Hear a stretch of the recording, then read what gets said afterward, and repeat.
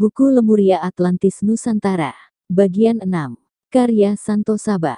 Dibuat sebagai wacana keilmuan berdasar telaah dan kajian akademik.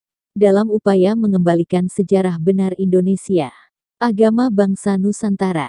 Berbagai kajian telah dilakukan untuk mencari data tentang etnis penghuni Nusantara, seperti yang pernah dibahas sebelumnya bahwa sejak zaman terdahulu manusia sudah mengenal keyakinan dan harapan yang menjadi cikal bakal agama purba.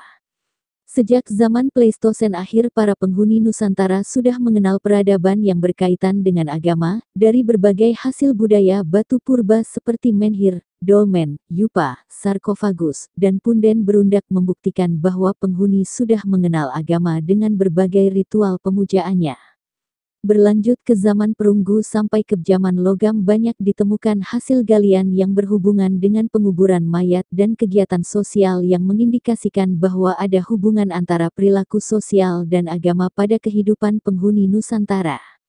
Budaya pertama di dunia inilah yang mewarisi dan mempraktekkan agama universal, melalui proses sekarang secara akademis disebut tabu. Hyperdiffusionism, sebuah istilah abad ke-20 baru-baru ini yang diciptakan oleh media dan merendahkan secara akademis. Hyperdiffusionism adalah teori bahwa semua kebudayaan itu berasal dari satu kebudayaan induk Golden Age. Para penganut hyperdiffusionis menyangkal bahwa telah terjadi evolusi paralel atau penemuan independen yang terjadi pada setiap sebagian besar peradaban sepanjang sejarah. Mereka mengklaim bahwa semua budaya dapat ditelusuri kembali ke budaya tunggal. Dengan mencela, dan dengan demikian melemahkan, setiap penelitian akademik, bahkan yang jauh terkait dengan apa yang disebut model sejarah hyperdiffusionis, yang telah diterima secara luas oleh para sarjana dari abad lampau, yang disebut zaman peradaban emas. Atlantis. Kaum elit tersebut telah berhasil menjauhkan agama universal di luar jangkauan kita.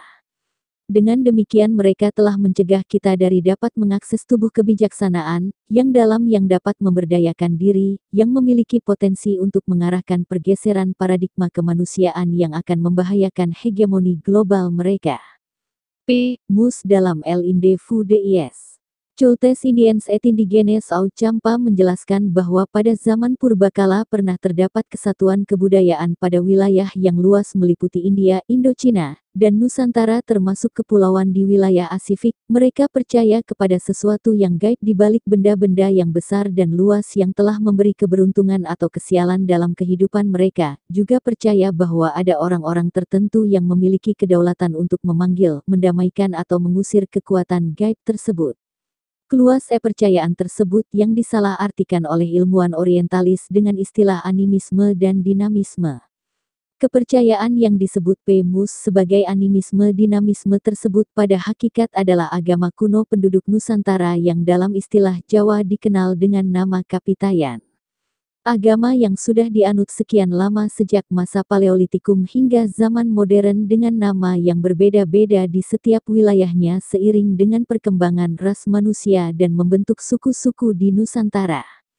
Seperti berbeda-bedanya bahasa di setiap suku, nama agama ini pun menjadi berbeda-beda di setiap wilayahnya seperti istilah Sunda Wiwitan pada suku Sunda, Kejawen pada suku Jawa, Kaharingan, Cilik Riwut pada suku Dayak, Ugamo Malim pada suku Batak dan nama yang lain pada setiap suku yang berbeda sebelum datangnya pengaruh Indus dan China pada awal abad Masehi dan membentuk kerajaan-kerajaan baru dengan agama baru.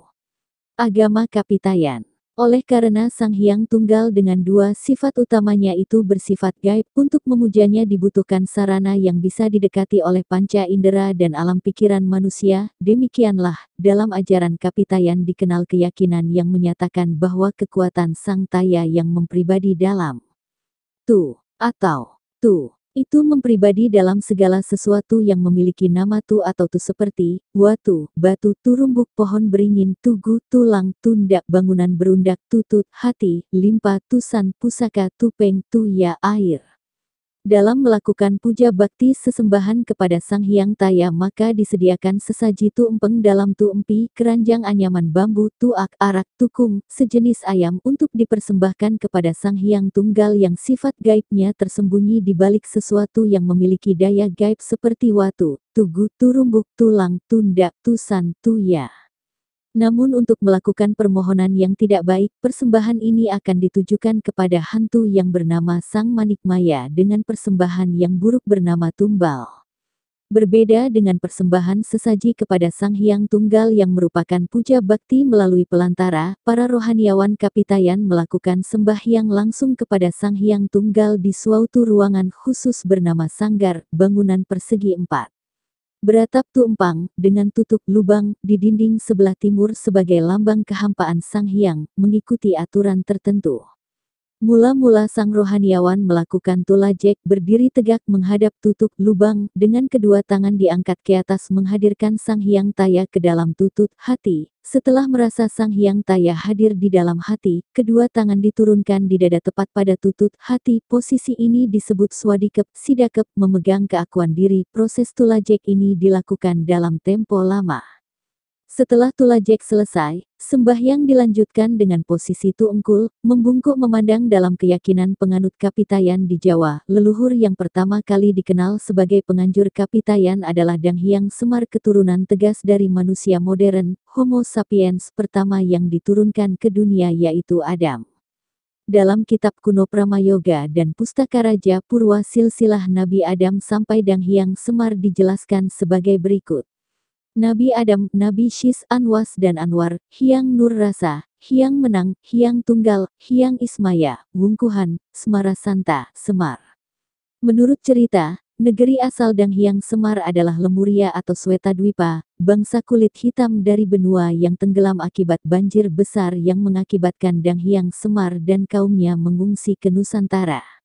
Dang Hyang Semar memiliki saudara bernama Sang Hantaga Togok, yang hidup di wilayah lain juga mengajarkan Kapitayan. Saudara Semar yang lain bernama Manikmaya, menjadi penguasa di alam gaib yang disebut Kahyangan Kayangan. Secara sederhana, Kapitayan dapat digambarkan sebagai suatu ajaran keyakinan yang memuja sembahan utama yang disebut Sang Hyang Taya, yang bermakna hampa kosong, suung, awang uung. Taya bermakna yang absolute, yang tidak bisa dipikirkan dan dibayang-bayangkan, tidak bisa didekat dengan panca indera. Orang Jawa kuno mendefinisikan Sang Hyang Taya dalam satu kalimat tan kena kinaya ngapa, yang artinya tidak bisa diapa-apakan keberadaannya. Kata Taya bermakna tidak ada tapi ada, tidak ada tetapi ada. Untuk itu agar bisa dikenal dan disembah manusia, Sang Hyang Taya digambarkan mempribadi dalam nama dan sifat yang disebut Tu atau Tu, yang bermakna seutas benang, daya gaib yang bersifat adikodrati. Tu atau Tu adalah tunggal dalam zat, satu pribadi. Tu lazim disebut Sang Hyang Tunggal, dia memiliki dua sifat, yaitu kebaikan dan ketidakbaikan.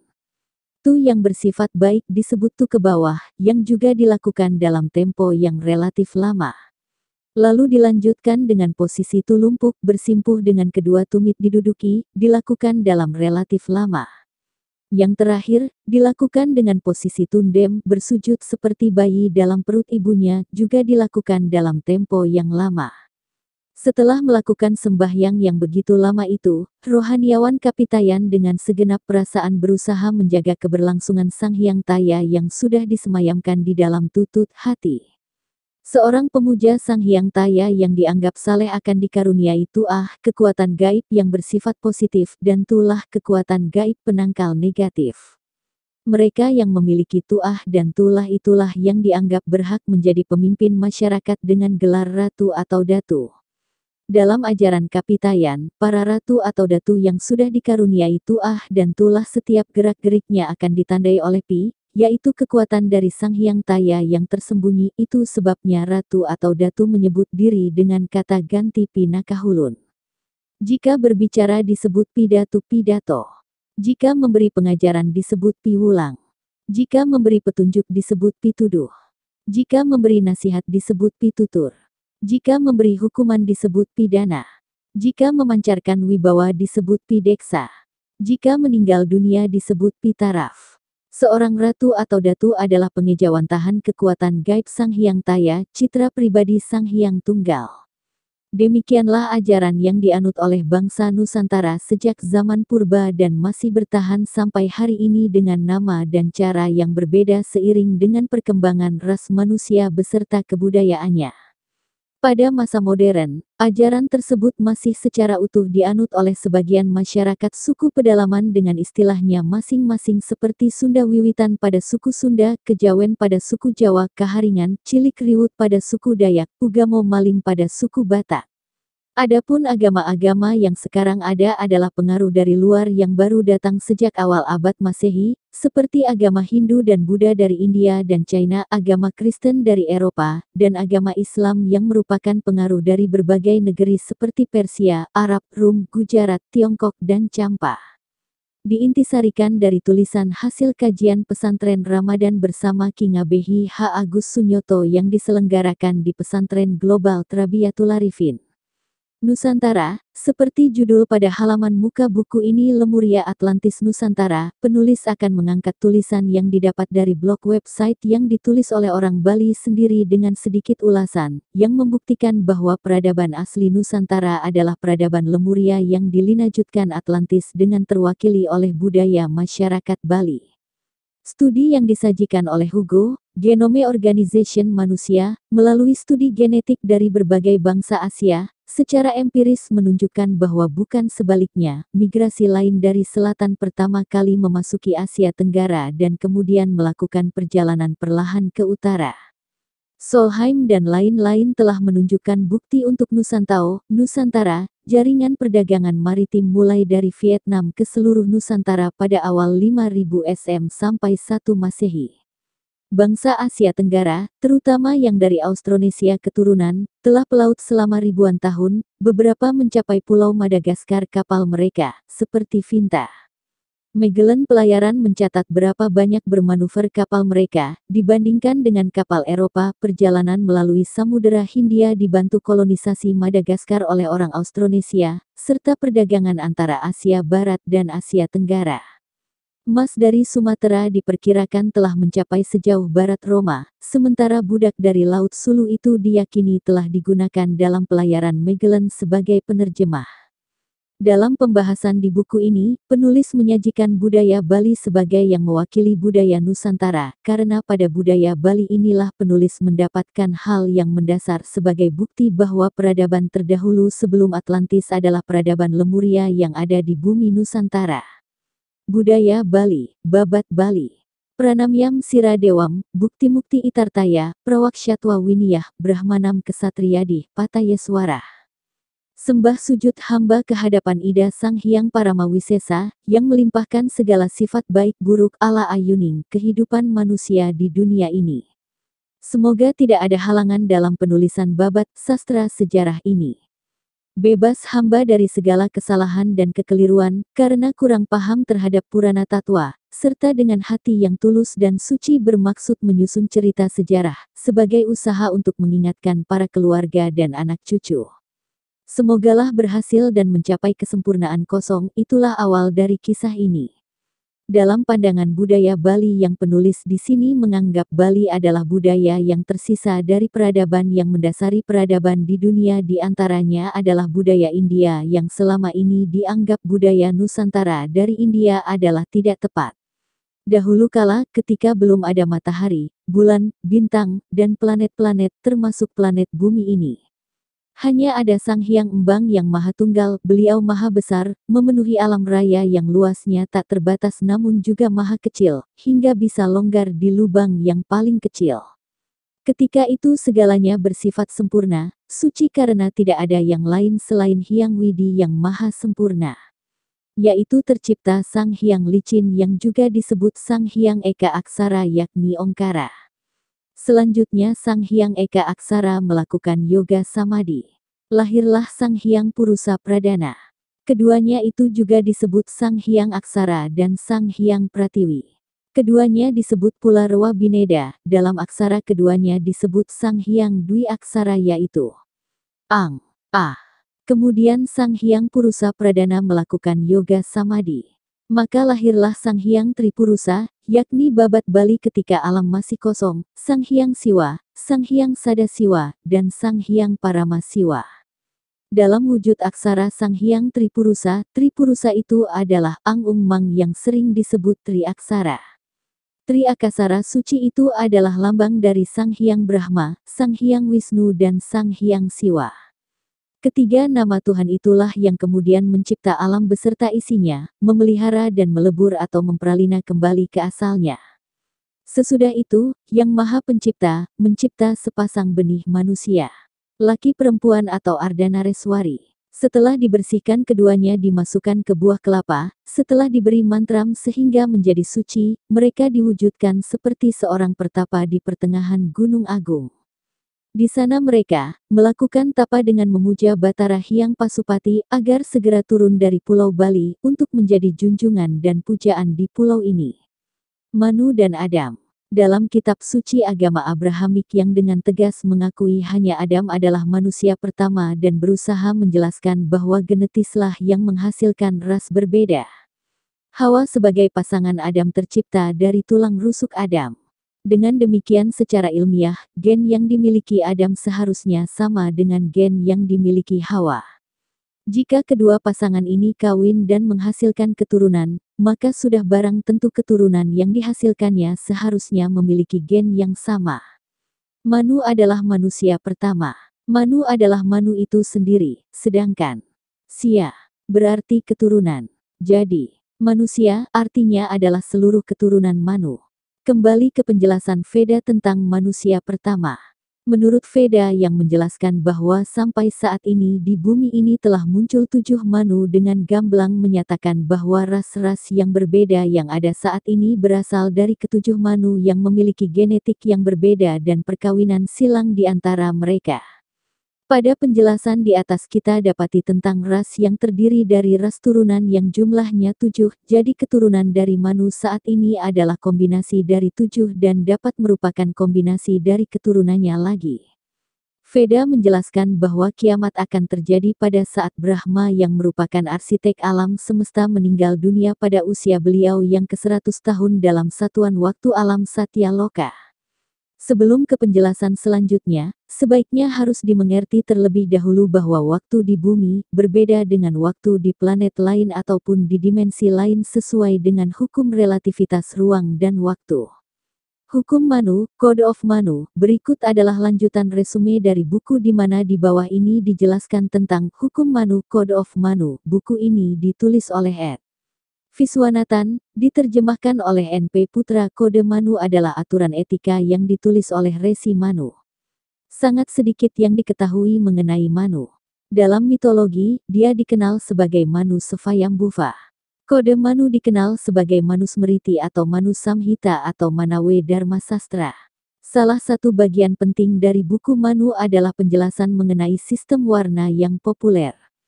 Manu menulis untuk pertumbuhan dunia, Brahman menciptakan Brahmana, golongan pandita, kesatria, golongan prajurit, warrior, waisya, golongan pedagang, dan sudra, golongan pekerja manual fisik. Buku 1 memberikan penjelasan mengenai penciptaan. Manu mencatat penjelasan yang sangat lengkap dan teliti mengenai penciptaan alam semesta. Pada mulanya alam semesta lahir dari kegelapan, dan Tuhan menciptakan dunia, cahaya dan air, demikian urutannya. Dari air keluar satu telur emas dan dari dalam telur emas itu dia sendiri lahir sebagai Dewa Brahma Tuhan Pencipta. Kemudian Dewa Brahma menciptakan seorang laki-laki dan seorang wanita. Kode Manu juga menyebut mengenai teori reinkarnasi.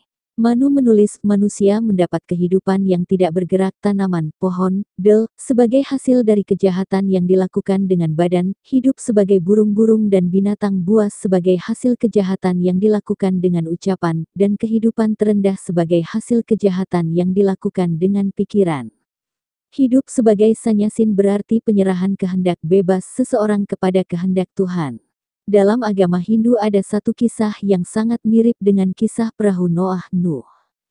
Menurut salah satu kisah dalam kitab-kitab suci Hindu awal, yaitu Satapatha Brahmana, ketika Manu sedang mandi di laut seekor ikan mampir di tangannya.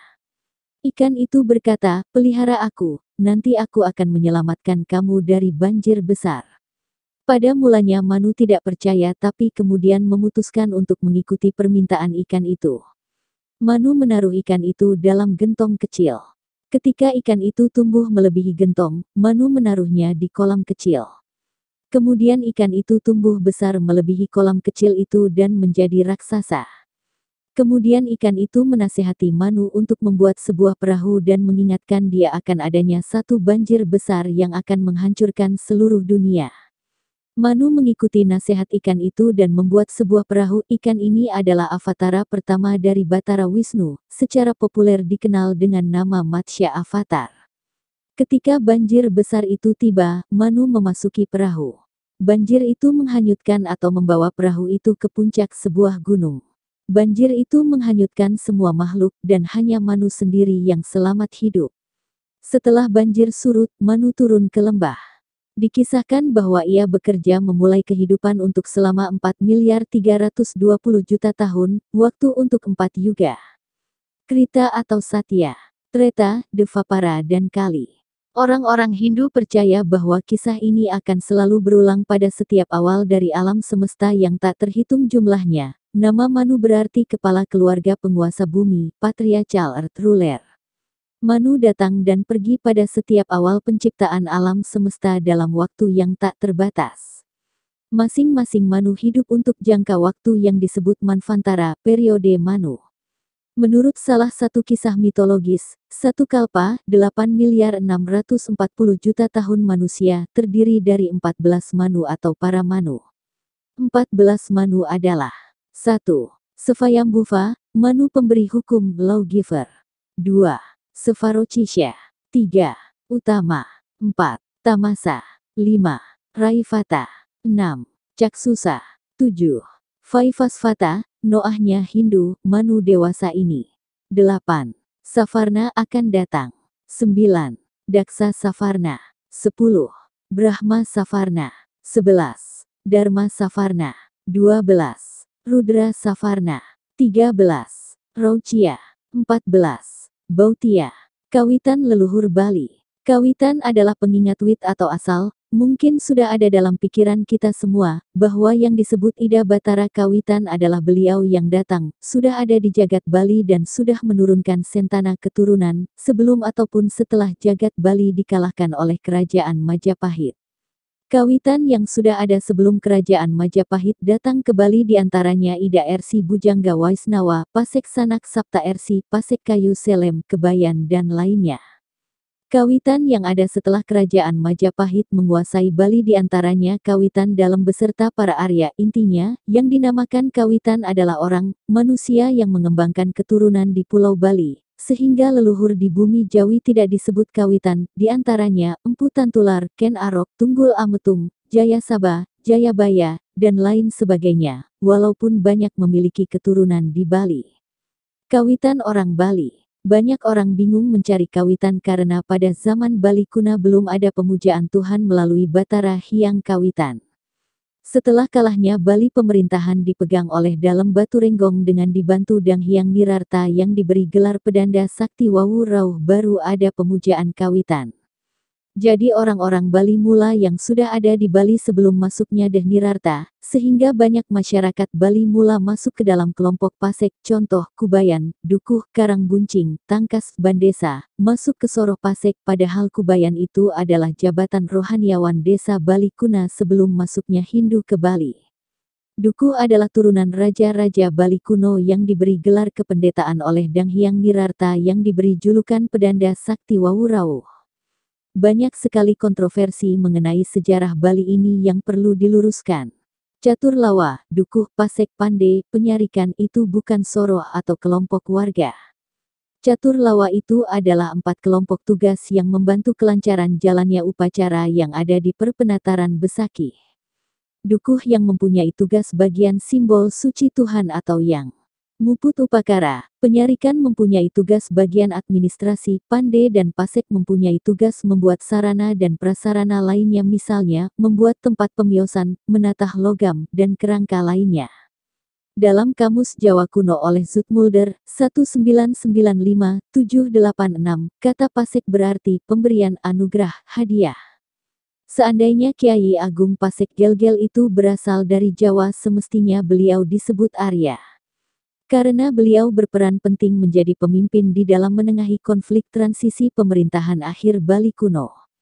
Setelah datangnya Dang Hyang Nirarta, sebutan Arya dikenal menjadi Gusti dan berubah sebutan setelah datangnya penjajahan Belanda.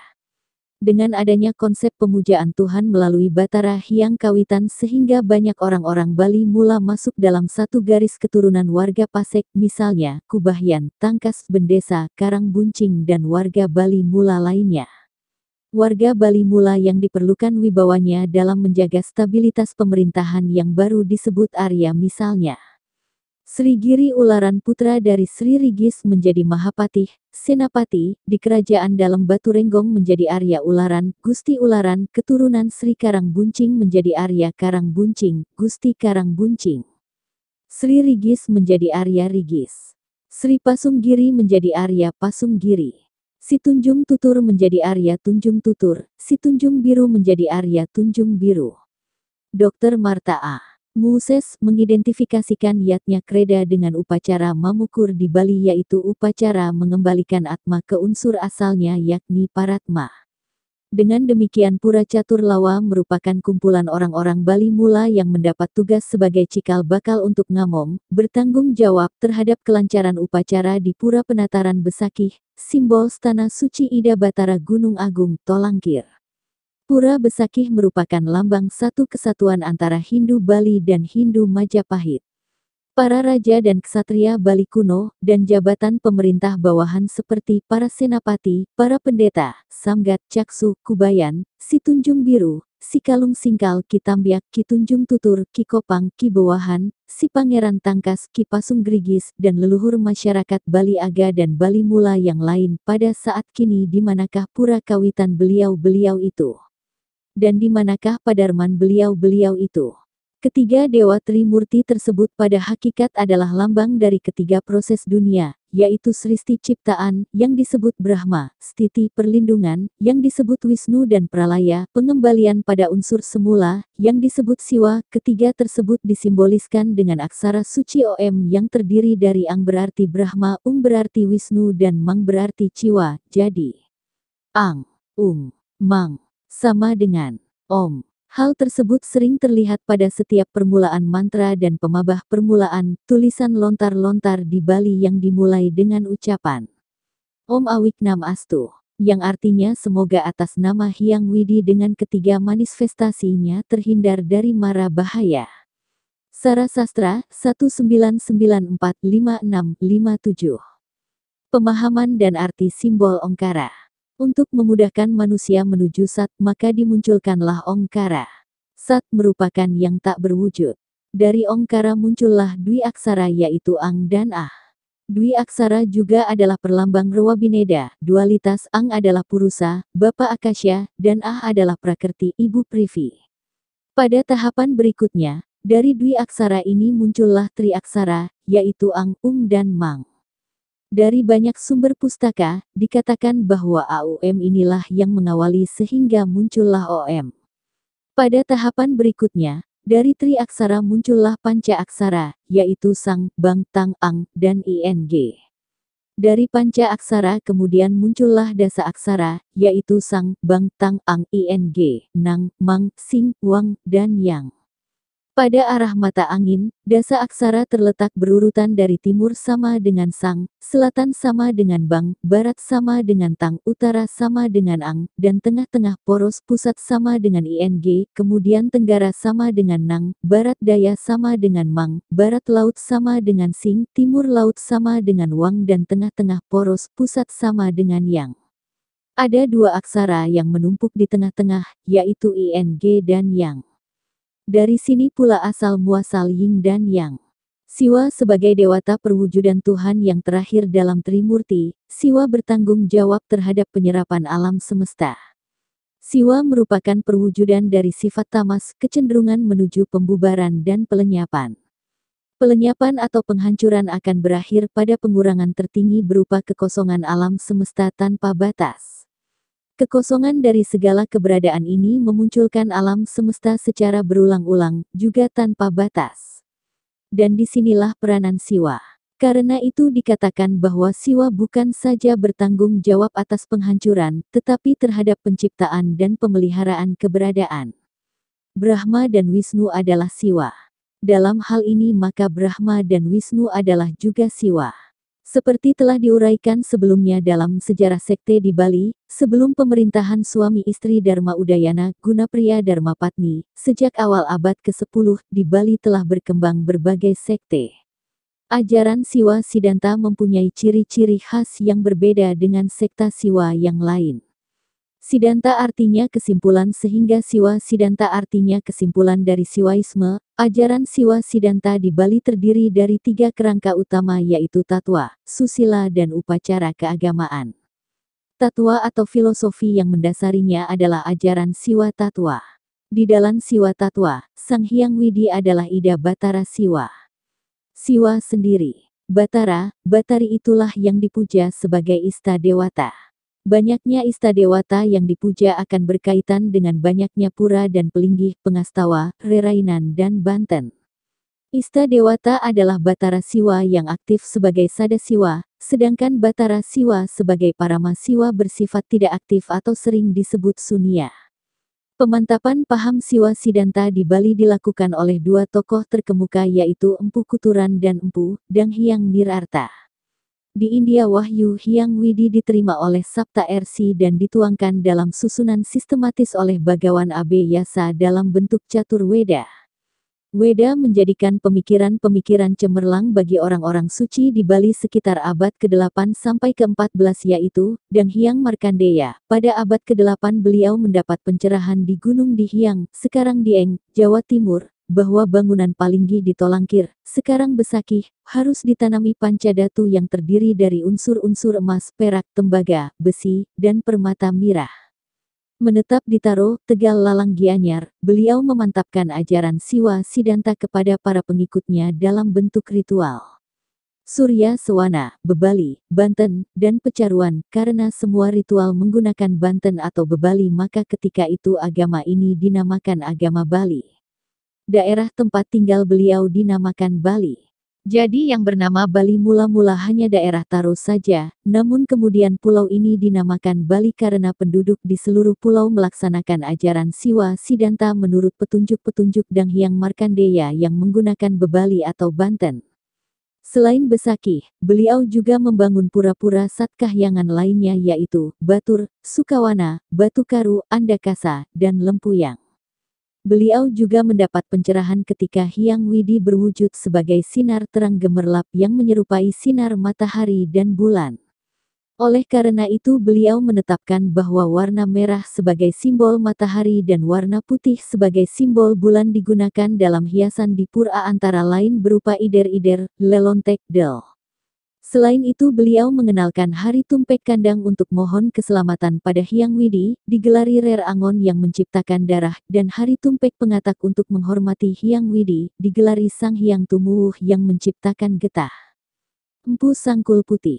Setelah Dang Hyang Markandeya moksah, Empu Sangkul Putih meneruskan dan melengkapi ritual Bebali antara lain dengan membuat variasi dan dekorasi yang menarik untuk berbagai jenis Banten dengan menambahkan unsur-unsur tetumbuhan lainnya seperti daun sirih, daun pisang, daun janur, buah-buahan, pisang, kelapa, dan biji-bijian, beras, incin, kacang koma. Bentuk Banten yang diciptakan antara lain Canang Sari, Canang Tubugan, Canang Raka, Daksina, Pras, Panyeneng, Tehenan, Segahan, Lis, Nasi Panca Warna Prayascita, Durmenggala, Pungu-Pungu, Beakala, Ulap Ngambe, Del.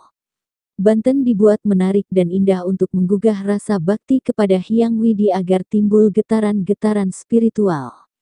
Di samping itu beliau mendidik para pengikutnya menjadi sulinggih dengan gelar dukuh, prawayah, dan kabayan. Beliau juga pelopor pembuatan arca, pralingga dan patung-patung dewa yang dibuat dari bahan batu, kayu, atau logam sebagai alat konsentrasi dalam pemujaan Hyang Widi.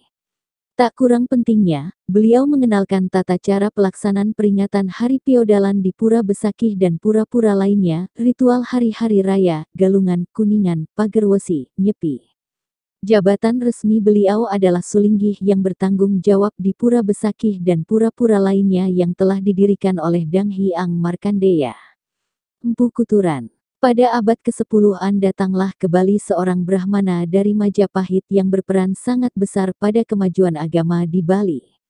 Seperti disebutkan oleh Pr. Goris pada masa Bali kuna berkembang suatu kehidupan keagamaan yang bersifat sektarian. Ada 9 sekte yang pernah berkembang pada masa Bali kuna antara lain sekte Pasupata, Bhairawa, Siwa Siddhanta, Waisnawa, Boddha, Brahma, Resi, Sora dan Ganapatiya. Di antara sekte-sekte tersebut Siwa Siddhanta merupakan sekte yang sangat dominan. Masing-masing sekte memuja dewa-dewa tertentu sebagai istadewatanya atau sebagai dewa utamanya dengan nyasa, simbol tertentu serta berkeyakinan bahwa istadewata lah yang paling utama sedangkan yang lainnya dianggap lebih rendah. Perbedaan-perbedaan itu akhirnya menimbulkan pertentangan antara satu sekte dengan sekte yang lainnya yang menyebabkan timbulnya ketegangan dan sengketa di dalam tubuh masyarakat Bali Aga. Dalam kondisi seperti itu, Raja Gunapriya Dharmapatni Udayana Warmadewa perlu mendatangkan rohaniawan dari Jawa Timur yang oleh Gunapriya Dharmapatni sudah dikenal sejak dahulu semasa beliau ada di Jawa Timur. Oleh karena itu Raja Gunapriya Dharmapatni Udayana Warmadewa bersekepatan untuk mendatangkan 4 orang Brahmana bersaudara yaitu 1. Empu Semeru, dari sekte Siwa tiba di Bali pada hari Jumat Kliwon, Wuku Pujut, bertepatan dengan hari Purnama Ningkawolu, Chandra Sengkala Jatma Siratmaya Muka yaitu tahun Caka 921 lalu berpariangan di Besaki. 2. Empu Gana, penganut aliran Gananapatiya tiba di Bali pada hari Senin Kliwon, Wuku Kuningan tanggal 7 tahun Caka lalu berpariangan di Gelgel. 3. Empu Kuturan, pemeluk agama Buddha dari aliran Mahayana tiba di Bali pada hari Rabu Kliwon Wuku Pahang, Maduraksa, tanggal Ping 6 Chandra Sengkala Agni suku Babahan atau tahun Caka 923 selanjutnya berpariangan di Silayukti Padang. 4. Empu Genijaya, pemeluk Brahmaisme tiba di Bali pada hari Kamis Umanis, Wuku Dungulan, bertepatan Sasih Kadasa, Pratipada. Sukla tanggal 1 Chandra Sengkala Muka di Kuitangcu, tahun Caka 928 lalu berpariangan di Bukit Blibis, Lempuyang. Sebenarnya keempat orang Brahmana ini di Jawa Timur bersaudara 5 orang yaitu adiknya yang bungsu bernama Empu Baradah ditinggalkan di Jawa Timur dengan berpariangan di Lemah Tulis, Pajarakan. Kelima orang Brahmana ini lazim disebut Panca Pandita atau Panca Tirta karena beliau telah melaksanakan upacara, wijati, yaitu menjalankan Dharma Kabrahmanan.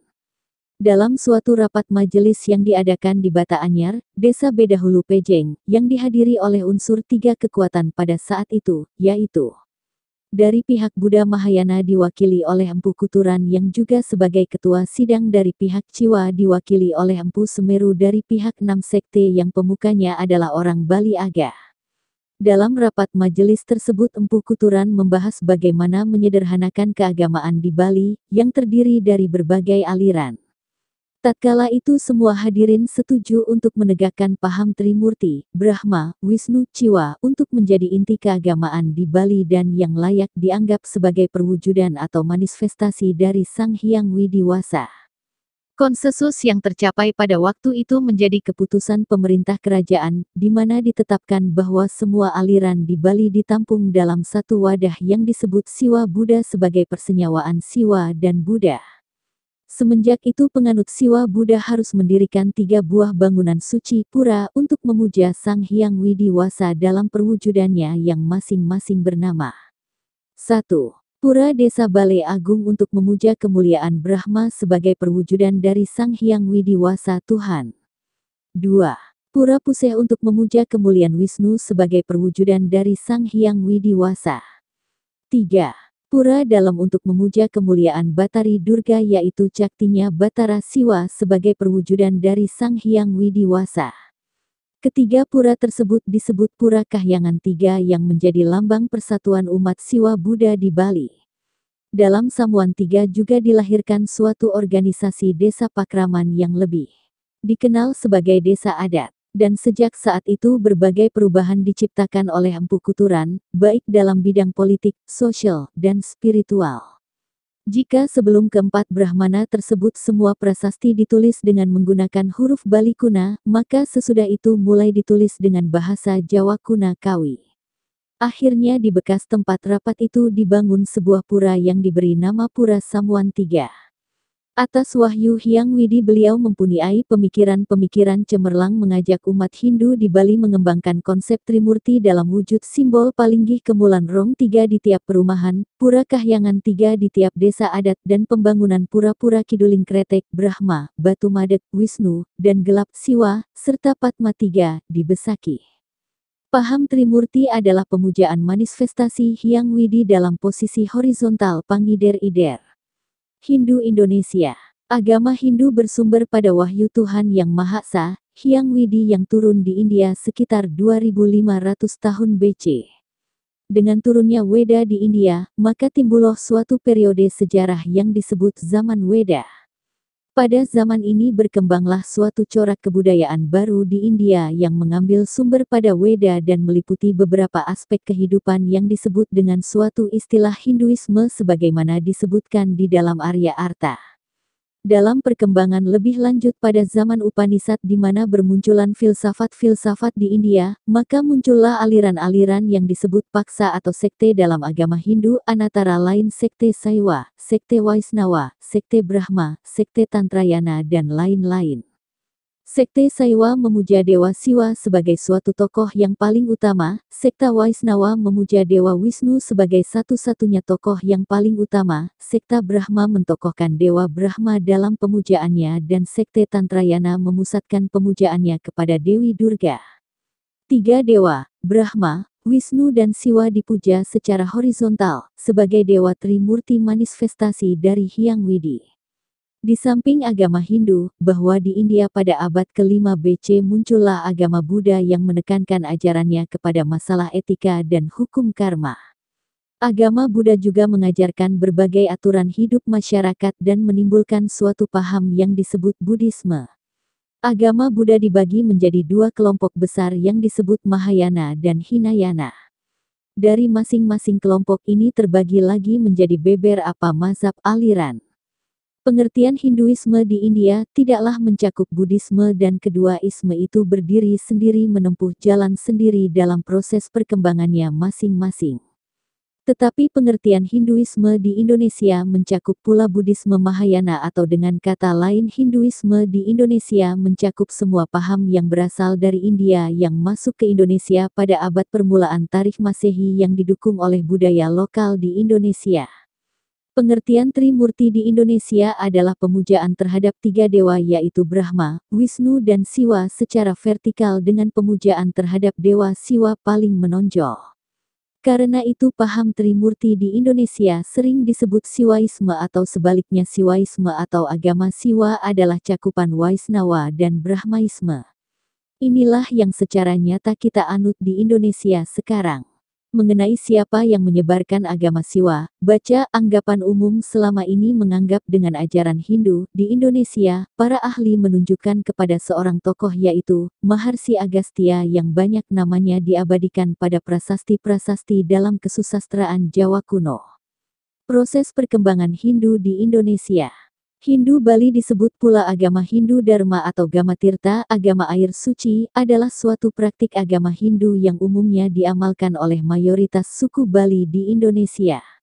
Hindu Bali merupakan sinkretisme atau penggabungan sekte, kepercayaan Hindu atau di masa sekarang lebih dikenal dengan sebutan Sampradaya, baik aliran Siwa Siddhanta, Brahmana, Resi, Sora, Pasupata, Ganapatya, Bhairawa, Waisnawa, dan Sogata dengan kepercayaan asli, lokal genius, suku Bali, akibat dari penggabungan, sinkretisme, sekte tersebut banyak ritual-ritual di Bali terlihat berbeda dengan ritual agama Hindu di luar Bali, baik di Indonesia maupun dengan India, asal agama Hindu.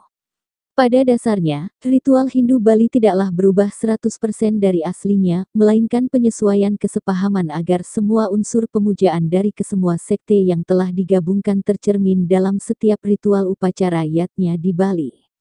Untuk tetap menjaga kondisi tersebut, para pemuka agama, sadaka, sulinggih, maupun para pujangga pada zaman itu dan selanjutnya atas perintah Raja Udayana diwajibkan membuat lontar-lontar sastra yang dijadikan acuan dalam menjalankan ritual upacara yatnya, sehingga lontar-lontar dan karya sastra yang berkaitan dengan spiritual di Bali selalu mengacu pada perintah Raja Udayana, yang hingga kini diwariskan oleh masyarakat Bali. Jadi, bila ada ritual di Bali selalu dilakukan dan dilaksanakan sesuai petunjuk lontar Bali, dan apabila sebuah ritual tanpa ada dasar sastra lontar Bali, maka ritual itu dianggap keliru. Dasar pemikiran di atas kemudian terus berkembang, sehingga apabila ada umat yang menanyakan ritual Hindu Bali, memang akan sulit memilah-milahnya karena kesemua ritual yang diyakini oleh sekte yang pernah tinggal di Bali sudah terlebur menjadi ritual ibadah Bali. Salah satunya adalah Banten. Banten ditarik dasar sastranya langsung ke ajaran Weda, maka akan sangat sulit ditemukan, karena dasar pembuatan Banten adalah renungan para pemuka agama asli di Bali, hasil meditasi, serta penyamaan pemahaman spiritual sekte-sekte yang sudah tentu awalnya berdasarkan purana-purana yang mereka pegang sebelumnya. Hindu Bali. Sesuai dengan sifat sejarah, bahwa pengetahuan mengenai kedatangan Hinduisme di Bali didasarkan atas fakta yang dapat dikumpulkan. Menurut hasil penelitian para ahli sejarah, bahwa Hinduisme yang datang di Bali ada yang datang dari Jawa Tengah, Jawa Timur, Sumatera dan ada juga datang dari Thailand, tapi tidak pernah catatan sejarah menuliskan misionaris Hindu dari India datang ke Bali. Kapan mulai masuknya Hinduisme di Bali? Dari data-data sejarah Bali kuno, diperoleh keterangan bahwa raja-raja Bali kuno sebelum kedatangan Gajah Mada ke Bali tahun 1343 Masehi adalah memeluk agama Buddha Mahayana. Agama Buddha Mahayana di Bali dianut oleh raja-raja dan para pejabat tinggi pemerintahan Bali kuno dahulu, sedangkan agama Siwa dianut oleh masyarakat. Perluluhan agama Siwa dengan Buddha secara intensif di Bali dimulai sejak akhir abad ke-10, ditandai dengan perkawinan Dharma Udayana Raja Bali kuno yang beragama Buddha Mahayana dengan Mahendradatta Putri Raja Jawa Timur yang beragama Siwa. Sejak itu agama Siwa berkembang secara meluas di Bali dan agama Buddha tidak mengembangkan dirinya, melainkan luluh ke dalam agama Siwa. Pada masa pemerintahan Raja Anak Wungsu di Bali abad ke-11, datanglah Empu Kuturan dari Jawa Timur ke Bali. Beliau berkedudukan di Silayukti Padangbai sekarang. Empu Kuturan datang ke Bali, mengajarkan konsepsi pemujaan Trimurti dan diterapkan pada masing-masing desa Pakraman.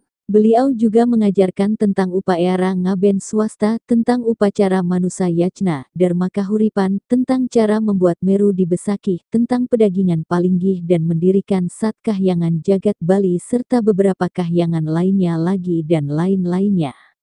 Di samping itu beliau juga menyempurnakan kehidupan agama di Bali dari sebelumnya serta menghimpun beberapa sekte agama yang telah ada di Bali seperti Sekte Kala, Sekte Sambu, Sekte Indra, Sekte Brahma, Sekte Waisnawa dan Sekte Saiwa. 1. Kala Paksa, Wanaka Erti, mengajarkan tentang upacara untuk tanam-tanaman, pertanian. 2. Sambu Paksa, Jagat TKRT, mengajarkan tentang mengupacarai Jagat Buana, mengadakan tawur dan caru kepada Panca Mahabhuta. 3. Indra Paksa, Samudra KRT, mengajarkan tentang mengupacarai laut, gunung, merebu bumi ngentek linggih, Dewahara. 4. Agni Paksa Atma KRT, mengajarkan tentang mengupacarai Atma atau roh manusia serta sekalian makhluk sarwa prani. 5. Waisnawa Paksa, Danu KRT, mengajarkan tentang mengupacarai danau, sawah, ladang dan segala pembersihan lahir batin. 6. Saiwa Paksa, Jana KRT, mengajarkan tentang mengupacarai manusia dalam bentuk upacara-upacara Janma Prawerti dan Dharma Kahuripan. Ajaran tersebut di atas disebut Satkertih yang menjadi dasar dari bentuk-bentuk upacara agama di Bali yang akhirnya disempurnakan dan dicakup ke dalam pancayatnya, disertai paham Tantrayana. Tantrayana di Bali. Tantrayana berpangkal pada konsepsi Dewi, Mother Goddess, yang bukti-buktinya terdapat di Lembah Sidu. Dari konsepsi Dewi itu muncullah Saktiisme yaitu suatu ajaran yang mengkhususkan pemujaannya kepada Sakti, yaitu kekuatan dari dewa, terutama sekali pemujaan terhadap Dewi Durga. Golongan pemuja Sakti disebut Sakta. Perkembangan lebih lanjut dari Saktiisme itu munculan Tantrisme. Golongan itu memuja Sakti secara ekstrim dan mereka disebut Tantrayana. Tantra berasal dari kata tan artinya memaparkan kekuatan dari Sakti itu. Dari Tantrisme ini muncullah suatu pada Bhairawa yang artinya iwat. Paham Bhairawa itu secara khusus memuja kehebatan daripada sakti itu, dengan cara-cara yang spesifik. Mereka melaksanakan Bharata 5 ma, yaitu, Mamsa, Matsya, Madhya, Maituna dan Mudra. Sebelum kedatangan agama lain di Bali, Baca Indonesia, telah memiliki unsur-unsur kebudayaan yang bernilai tinggi yang di dalam bahasa populernya disebut lokal genius, di samping juga memiliki alam pikiran kerohanian dalam wujud religi yang bernilai tinggi. Alam pikiran inilah yang disebut alam pikiran lokal yang telah ada sebelum datangnya pengaruh Hindu di Bali. Setelah datangnya pengaruh Hindu India di Bali dalam wujud sosial, budaya dan agama, maka terjadilah akulturasi kebudayaan dan sinkritisme kepercayaan antara alam pikiran lokal di Bali dengan pengaruh Hindu yang selanjutnya berproses sedemikian rupa dan muncullah tatanan kehidupan sosial, budaya dan agama Hindu di Bali. Dengan lain perkataan, bahwa tatanan kehidupan sosial, budaya dan agama Hindu di Bali sekarang adalah cakupan substansi Hindu Bali, agama Hindu yang dilandasi oleh alam pikiran lokal di Bali. 1. Terjadinya hubungan harmonis antara alam pikiran lokal dengan alam pikiran Hindu di Bali disebabkan oleh dua hal, yaitu alam pikiran lokal mau menerima alam pikiran Hindu secara selektif dan menyesuaikannya dengan alam pikiran lokal yang hidup di Bali. 2. Alam pikiran Hindu yang masuk ke Bali tidak bersifat kaku, melainkan menyesuaikan diri dengan situasi dan kondisi alam pikiran lokal di Bali. Hal itu disebabkan karena adanya konsep desa Kala Patra dan Kalistelta, Madhya utama dalam alam pikiran Hindu. Beranjak dari analisis ini, maka tidak semua pengaruh Hindu India diserap secara utuh di Bali, melainkan diambil dan dipilih yang sesuai dengan alam pikiran lokal di Bali. Baca Indonesia, Catur. Weda, Manawadharma Sastra, Nawadarsana, ajaran sekte, tata kemasyarakatan, seni budaya, upacara dan lain-lainnya. Dari sini dapat diketahui bahwa dalam banyak hal kehidupan agama Hindu di India berbeda dengan agama Hindu di Bali. Masyarakat Hindu di India terdiri dari beberapa etnis dan tribes seperti Dravida, Arya, Naga, Sikh dan lain-lain. Agama Sikh adalah campuran Hindu dengan Islam yang masing-masing menampakkan karakternya sendiri-sendiri. Di sana ada perkampungan-perkampungan seperti desa di Bali yang disebut grama. Komparasi kehinduan di India dengan Bali. Sosial, budaya dan agama Hindu di India. Keagamaan di India bersifat sektarian. Sekte yang menonjol ada 3, yaitu Saiwa, Waisnawa dan Tantrayana, di samping juga adanya banyak sekte yang lain. Pemujaan terhadap Brahma juga ada, namun keadaannya tidak seperti pemujaan terhadap Siwa, Wisnu dan Durga.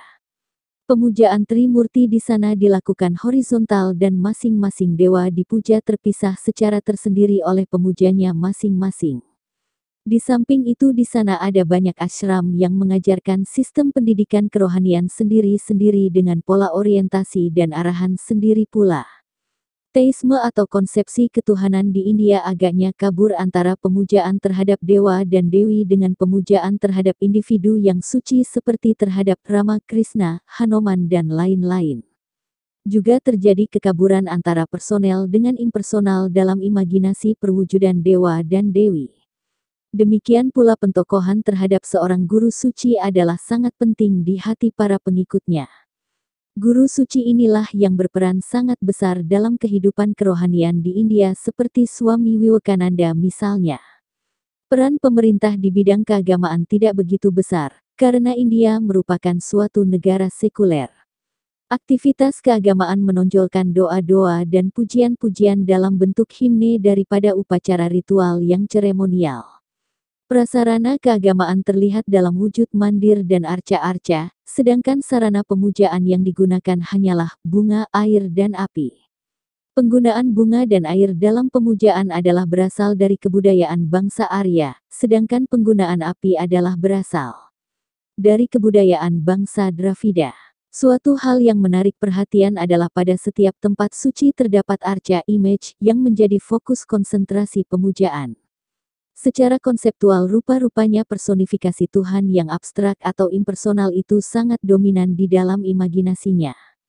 Kehidupan yang tidak seimbang. Orang-orang di India lebih menitik beratkan orientasi kehidupannya kepada sunyata dan mengesampingkan nilai-nilai skala atau duniawi. Mereka dalam kesehariannya sebagian besar waktunya disita untuk merenung dan berdoa serta memuji-muji tokoh kerohanian yang dipujanya. Oleh karena itu tampaknya mereka kurang bersemangat meningkatkan kualitas kehidupan duniawinya. Di sana sulit membedakan antara orang sanyasin dengan orang peminta-minta yang sangat banyak berada di sekitar tempat-tempat suci. Selain itu sifat mengkultuskan sapi sangat berlebihan di India. Periode kegelapan umat Hindu di India, para Indolog mengelabuhi pandangan masyarakat dunia terhadap agama Hindu. Tulisan-tulisan Max Muller didukung rekan-rekannya antara lain William Jones dan Herbert Hooper Risley. Dr. William Jones, seorang pemikir politik radikal, menikahi putri tertua Dr. Jonathan Shipley, uskup Landgraf dan uskup St. Asaph. Bekerja sebagai hakim di Kalkuta, juga merangkap kepala The Asiatic Society of Bengal, secara diam-diam juga merangkap sebagai misionaris. Dalam suatu rapat besar atas nama pemerintah Inggris, William Jones marah besar kepada para misionaris karena dianggapnya tidak mampu mengkonversi umat Hindu menjadi umat Kristen. William Jones berkata, "Kalian para misionaris ini terlalu bodoh, bagaimanapun upaya kalian baik para Zending, misionaris, Protestan maupun Katolik tidak akan mampu mengkonversi orang-orang Hindu, sebab mereka sangat kuat keyakinan mereka terhadap kitab-kitab sucinya. Satu-satunya cara agar orang-orang Hindu mau pindah menjadi umat Kristen adalah mengacaukan isi kitab suci mereka. Posisikan kitab mereka lebih rendah dari kitab Injil dan angkat setinggi-tingginya kitab Injil." The True History and the Religion of India, dalam I Ketut Donder. Media Hindu edisi 92, Oktober tahun 2011 halaman 44-45. Ada dua rencana rahasia yang disusun secara teliti oleh William Jones sebagai wakil kolonialis Inggris di Kalkuta. Rencana NIA antara lain, penyesatan pengertian kitab suci Weda termasuk sejarah India, menerapkan teori rasialis kasta, dengan maksud agar terjadi perpecahan pada masyarakat India. Kedua rencana tersebut dijalankan secara simultan. William Jones lah yang pertama kali mengusulkan pembagian rasial kasta di India yang melibatkan teori invasi Aryanya Max Muller. Usulan pembagian kasta di India didukung oleh Herbert Hooper Risley, administrator Inggris di India.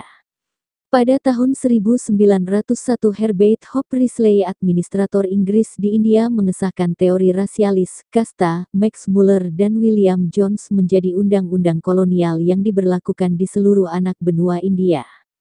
Thomas Trautmann menyebut publikasi-publikasi tulisan Risley yang berjudul Studi Etnologi di India, 1891, sebagai teori rasial peradaban India. Trautmann menganggap H.H. Risley dan Max Muller sebagai arsitek kastaisme di India. www.wikipedia.org/Herbert Hooper Risley. Hasil upaya dan strategi misionaris Kristen yang berkedok ilmuwan Indolog tersebut berdampak negatif terhadap agama Hindu di seluruh dunia sampai kini. Sebelumnya konsep kaku kasta tidak ditemukan di dalam masyarakat India, baik zaman Mahabharata maupun zaman sesudahnya. Beberapa bukti sejarah bahwa kasta yang kaku tidak pernah ada dalam masyarakat Hindu India dari zaman Mahabharata, 3500 SM, sampai dinasti Gupta abad ke-6 Masehi. 1. Raja Sentanu menikahi Setiawati, putri seorang nelayan. 2. Bambang Ekalaya, rakyat biasa menjadi kesatria. 3. Radeya, anak kusir kereta menjadi adipati kesatria. 4. Kresna, warna kulit hitam, anak penggembala sapi Kresna disebut juga. 5. Govinda, Gopala sama dengan anak gembala sapi, bisa menjadi raja kesatria. 6. Narada Muni, anak pembantu rumah tangga, Babu, bisa menjadi Brahmana. 7. Maharsi Vyasa, di Jawa disebut Bagawan Abhiyoso, berkulit hitam, hidung lebar, bibir tebal, mata melotot, ibundanya seorang tukang perahu, nelayan. Dianggap nabi oleh umat Hindu, karena beliaulah yang mengkodifikasi Weda. Maharsi Vyasa disebut juga Krishna Dwipayana karena berkulit hitam, bukan ras Arya, bisa menjadi Brahmana. 8. Kavas Ailus lahir dari rakyat biasa, bisa menjadi Brahmana. Kavi Shailus berperan dalam penulisan mantra-mantra Weda Dersta untuk Rigveda Mandala 10. 9. Putra Jabalas, Satyakama, lahir dari ayah yang tidak diketahui, bisa menjadi Brahmana Rsi karena rajin belajar mantra-mantra Weda. 10. Matangga dari kalangan bawah, bisa menjadi Rsi, Brahmana karena kualitasnya. 11. Maharsi Walmiki, penulis Wiracarita Ramayana. Sebelum jadi Maharsi, Brahmana adalah seorang pencuri dan perampok. Ayahnya bernama Sumali, rakyat biasa, bukan kesatria ataupun Brahmana. Walmiki nama lahirnya adalah Ratnakara. Setelah merampok Narada Muni, terjadi percakapan antara Walmiki dan Narada. Walmiki akhirnya sadar dan mulai belajar agama dan akhirnya menjadi Maharsi. 12. Tiruvaluar, anak seorang tukang jahit penenun, berkat keuletannya belajar bisa menjadi Brahmana. Tiruvaluar penulis buku Tirukural di India Selatan. 13. Dewi Subadra, di Jawa disebut Roro Ireng karena berkulit hitam, menikah dengan Arjuna yang berkulit pucat putih. 14. Prahlada, anak seorang raksasa Hiranyakasipu, bisa menjadi Brahmana. Bukti-bukti sejarah kasta tidak ada di Indonesia, diantaranya sebagai berikut. 1.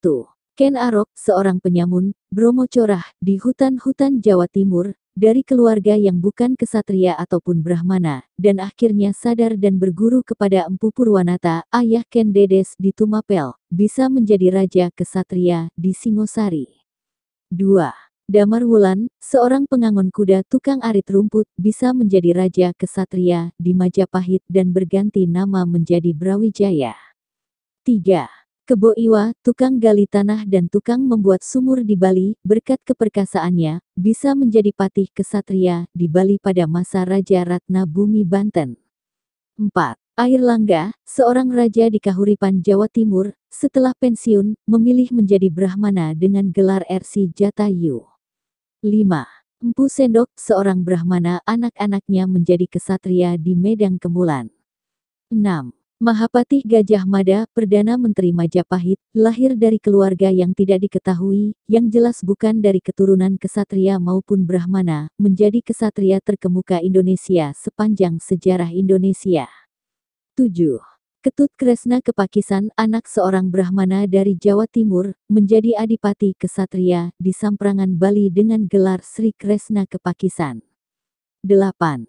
Patih Ulung, yang menurunkan warga Pasek Gel-Gel dan Pasek Bendesa di Bali. Anak dari Empu Dwi Jaksara, Brahmana, bisa menjadi patih kesatria pada masa transisi di Bali setelah Raja Ratna Bumi Banten takluk oleh Majapahit. 9. Empu Dwi Jaksara, Brahmana, ayah dari Patih Ulung, bisa menjadi kesatria yaitu menjadi Raja Bali, sebelum Kresna Kepakisan diangkat secara definitif. Di Indonesia, kastaisme mulai menyebar setelah runtuhnya Kerajaan Majapahit tahun 1478 m, hampir berdekatan waktunya dengan jatuhnya Kerajaan Goa India oleh Portugis tahun 1511, serta era penyebaran konsep-konsep agama Kristen, kristenisasi ke seluruh dunia yang ditandai dengan kolonialisasi dan perbudakan. Kasta di Indonesia, Bali. Kasta mulai ada di Indonesia setelah runtuhnya Majapahit. Pada akhir masa Majapahit terutama awal abad ke-15, kastaisme mulai menyebar.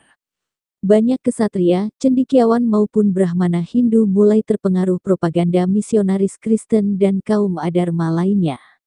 Mereka melupakan swadharmanya sebagai kesatria dan Brahmana, tergoda oleh harta kuasa dan wanita.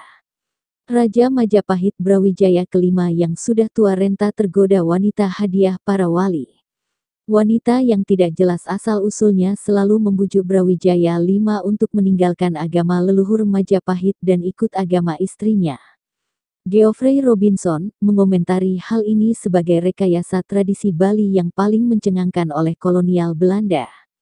Geoffrey Robinson, Sisi Gelap Pulau Dewata, 2005 halaman 51. Kitab Agama Adigama Purwa Agama dan Kutara Agama, sewaktu diterapkan oleh raja-raja di Jawa tidak pernah menerapkan kasta-kasta karena tidak ada satu kata pun dalam kitab hukum Hindu maupun kitab Weda yang berisi kata kasta. Kasta tidak dikenal dan merupakan kata asing bagi umat Hindu, apalagi menjadikan para pesakitannya sebagai budak. V.E. Kon menyatakan bahwa sebelum pemberlakuan pemerintahan kolonialis Belanda di Bali, banyak kaum non-kasta yang menduduki jabatan-jabatan dalam otoritas politik seperti sebagai punggawa, sedahan, perbekel dan sebagainya dibanding sesudahnya. Pemerintah Eropa, Belanda, begitu yakin pada gagasan bahwa ketiga kasta tertinggi menyusun fondasi terpenting masyarakat Bali, maka nyaris anggota kasta-kasta itu sajalah yang ditunjuk untuk memegang jabatan tinggi. Dengan mengutip beberapa contoh, Kon mengatakan bahwa di Buleleng, Bali Utara, sebelum aturan kastaisme diterapkan, 16 dari 26 punggawanya bukan dari ketiga kasta tinggi. Bahkan banyak kelompok di luar ketiga kasta menduduki jabatan tinggi misalnya sebagai pejabat pajak dan hakim pada masa prakolonial. V.E. Kon, Het Adat Revan Bali, 1932 dalam Sisi Gelap Pulau Dewata oleh Geoffrey Robinson, 2005. Sekte Waisnawa. Sekte Brahmana adalah pemuja dewa api, dewa Agni. Menurut kepercayaan Hindu, dewa api identikan dengan dewa Brahma ini karena perkembangan pemahaman teologi tentang dewa Agni yang pada zaman Weda beralih menjadi dewa Brahma pada zaman Upanishad, sama halnya dengan dewa Waruna menjadi dewa Wisnu dan beberapa reshuffle dewa yang lainnya. Sekte Brahmana menurut Dr. R. Goris seluruhnya telah luluh dengan Siwa Siddhanta. Di India sekte Brahmana disebut Smarta, tetapi sebutan Smarta tidak dikenal di Bali. Kitab-kitab Sasana Adigama Purwadigama Kutara, Manawe yang bersumberkan Manawe Dharma Sastra merupakan produk dari sekte Brahmana. Penganut sekte Brahmana banyak mempersembahkan wujud baktinya melalui upacara yang lebih banyak didominasi dengan penggunaan sarana api. Salah satu ritual yang paling populer dari sekte ini adalah Agnihotra, Homa Yatnya. Warisan luhur dari sekte Brahmana dalam Panca Yatnya secara nyata dapat kita lihat sampai sekarang adalah penggunaan api ketika melakukan ritual agama. Penggunaan api dalam ritual agama Hindu bisa berupa dupa, dipa dan api. Resi ini di Pulau Jawa zaman dahulu merupakan kelompok pertapa yang tinggal di hutan. Mereka adalah kelompok yang arif dan suci. Di Bali tidak diketahui adanya tempat-tempat pertapaan sebagaimana di Jawa, sehingga keberadaan resi itu pun tidak jelas adanya. Para resi di Jawa ini melakukan tapa atau kontemplasi dengan tata cara seperti yang tergambar pada Borobudur. Bentuk posisi orang duduk bersila adalah bentuk prosesi kontemplasi spiritual asli Nusantara. Hal ini tampil di Borobudur. Hal yang tidak tepat jika tampilan arca dengan posisi orang duduk bersila adalah gambaran dari Siddhartha Gautama. Ajaran asli Nusantara lah yang sampai ke tanah India berkembang menjadi ajaran Hindu, kemudian Resi Siddhartha Gautama mengembangkannya jadi ajaran Buddha. Mengenai sekte RC di Bali, Goris memberikan uraian yang sumir dengan menunjuk kepada suatu kenyataan, bahwa di Bali RC adalah seorang Dwijati yang bukan berasal dari wangsa, golongan, Brahmana. Istilah Dewarsi atau Rajarsi pada orang Hindu merupakan orang suci, peranda, di antara raja-raja dari wangsa Ksatria, tetapi pedanda resi ini hanya boleh memberikan air suci kepada kelompok keluarga saja. Suhardana 2008-114. Pemujaan terhadap Dewa Surya sebagai dewa utama yang dilakukan sekte Sora, merupakan satu bukti sekte Sora itu ada. Sistem pemujaan Dewa Matahari yang disebut Surya Sewana dilakukan pada waktu matahari terbit dan matahari terbenam menjadi ciri penganut sekte Sora. Kita telah tahu bahwa peradaban Atlantis adalah pemuja dan beribadah kepada matahari. Hal ini membuktikan bahwa sumber atau pusat Atlantis berada di Nusantara. Hal ini dapat kita ketahui pada ajaran yang mengatur ritual terhadap matahari begitu teratur tata cara dan prosesinya, yang menandakan ritual ini adalah ritual yang sakral. Pustaka lontar yang membentangkan Surya Sewana ini juga terdapat sekarang di Bali. Selain itu yang lebih jelas lagi, setiap upacara agama di Bali selalu dilakukan pemujaan terhadap Dewa Surya sebagai dewa yang memberikan persaksian bahwa seseorang telah melakukan yajna. Bukti dari kristalisasi sekte ini dalam Siwa Siddhanta yang masih kita dapat lihat lainnya adalah penggunaan sebuah mantra yang mengagungkan Dewa Siwa Raditya dalam Kramaning Sembah. Menurut Ida Pedanda Gedewayahan Wanasari dalam Ibguyana, di dalam lontar sat agama disebutkan ada 6 sekte agama Hindu di Bali yaitu, Brahma, Waisnawa, Saiwa, Bauddha, Kala dan Bayu. Apabila diteliti secara seksama, baik di dalam tradisi, maupun di dalam prasasti dan kesusastraan, dapat disimpulkan sekte-sekte agama Hindu yang ada atau pemah ada di Bali adalah Sekte Bhairawa. 1. Sekte Brahma, Homatraya dan Agenisala. 2.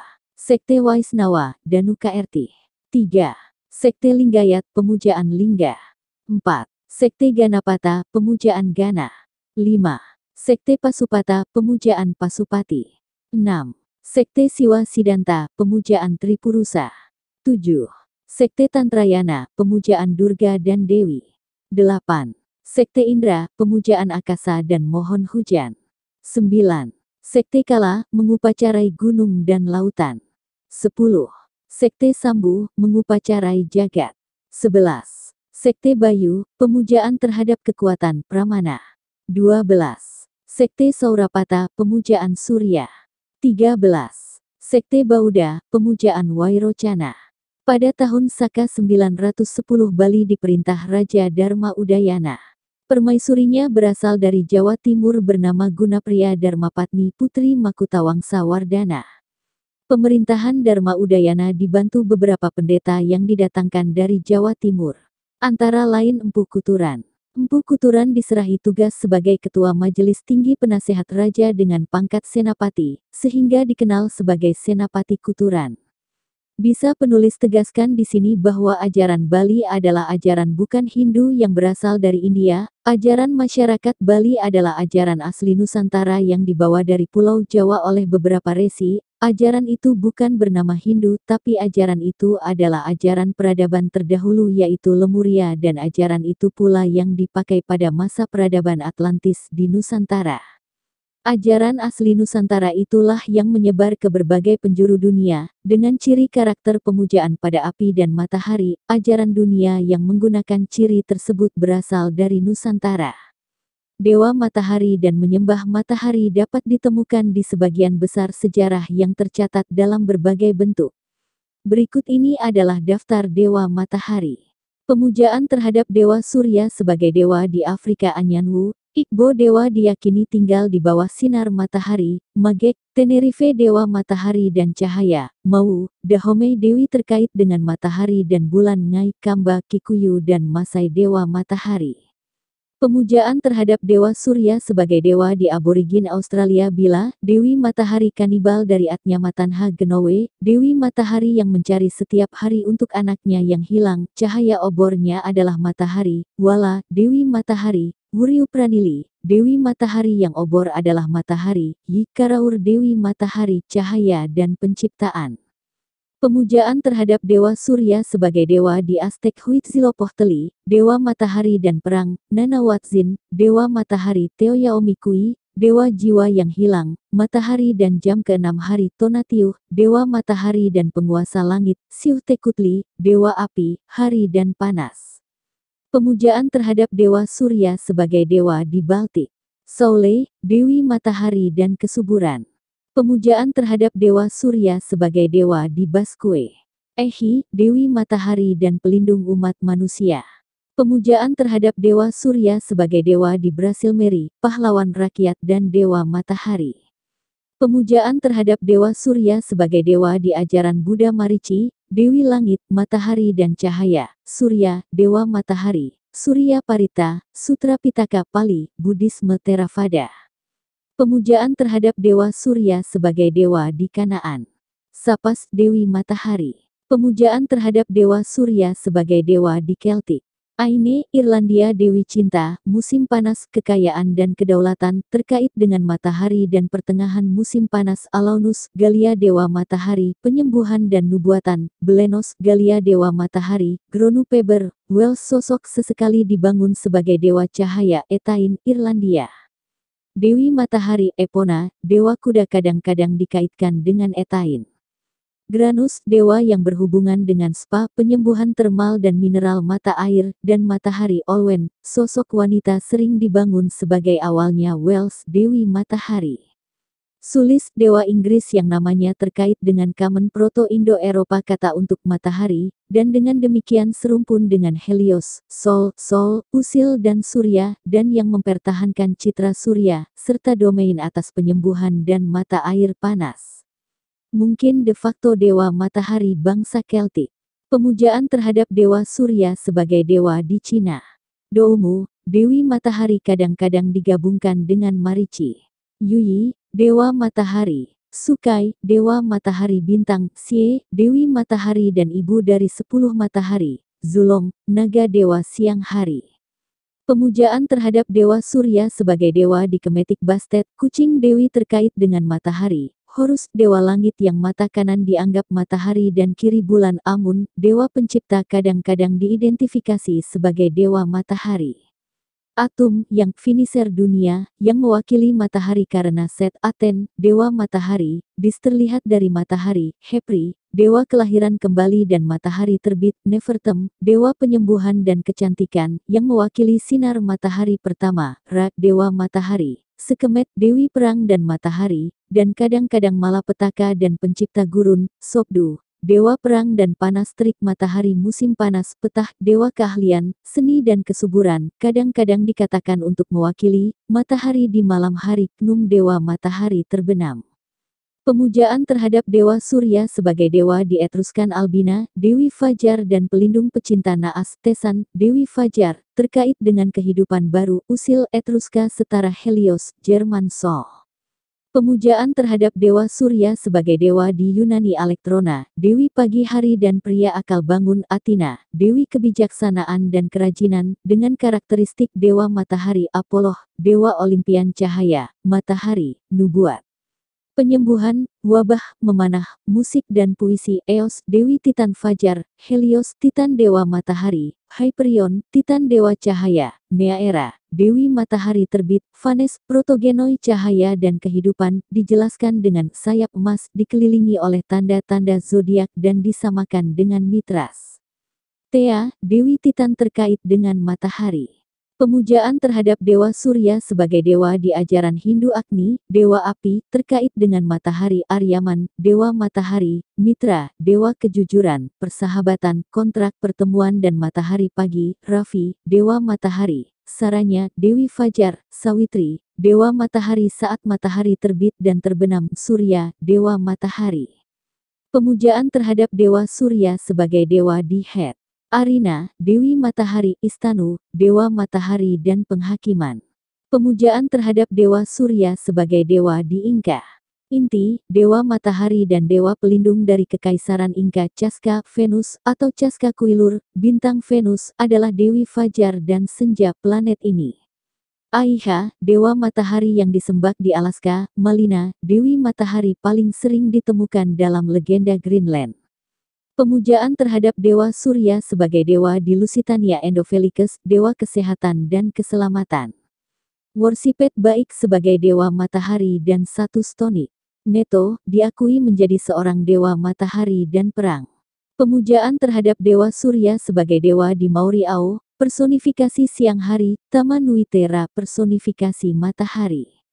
Pemujaan terhadap Dewa Surya sebagai dewa di Maya.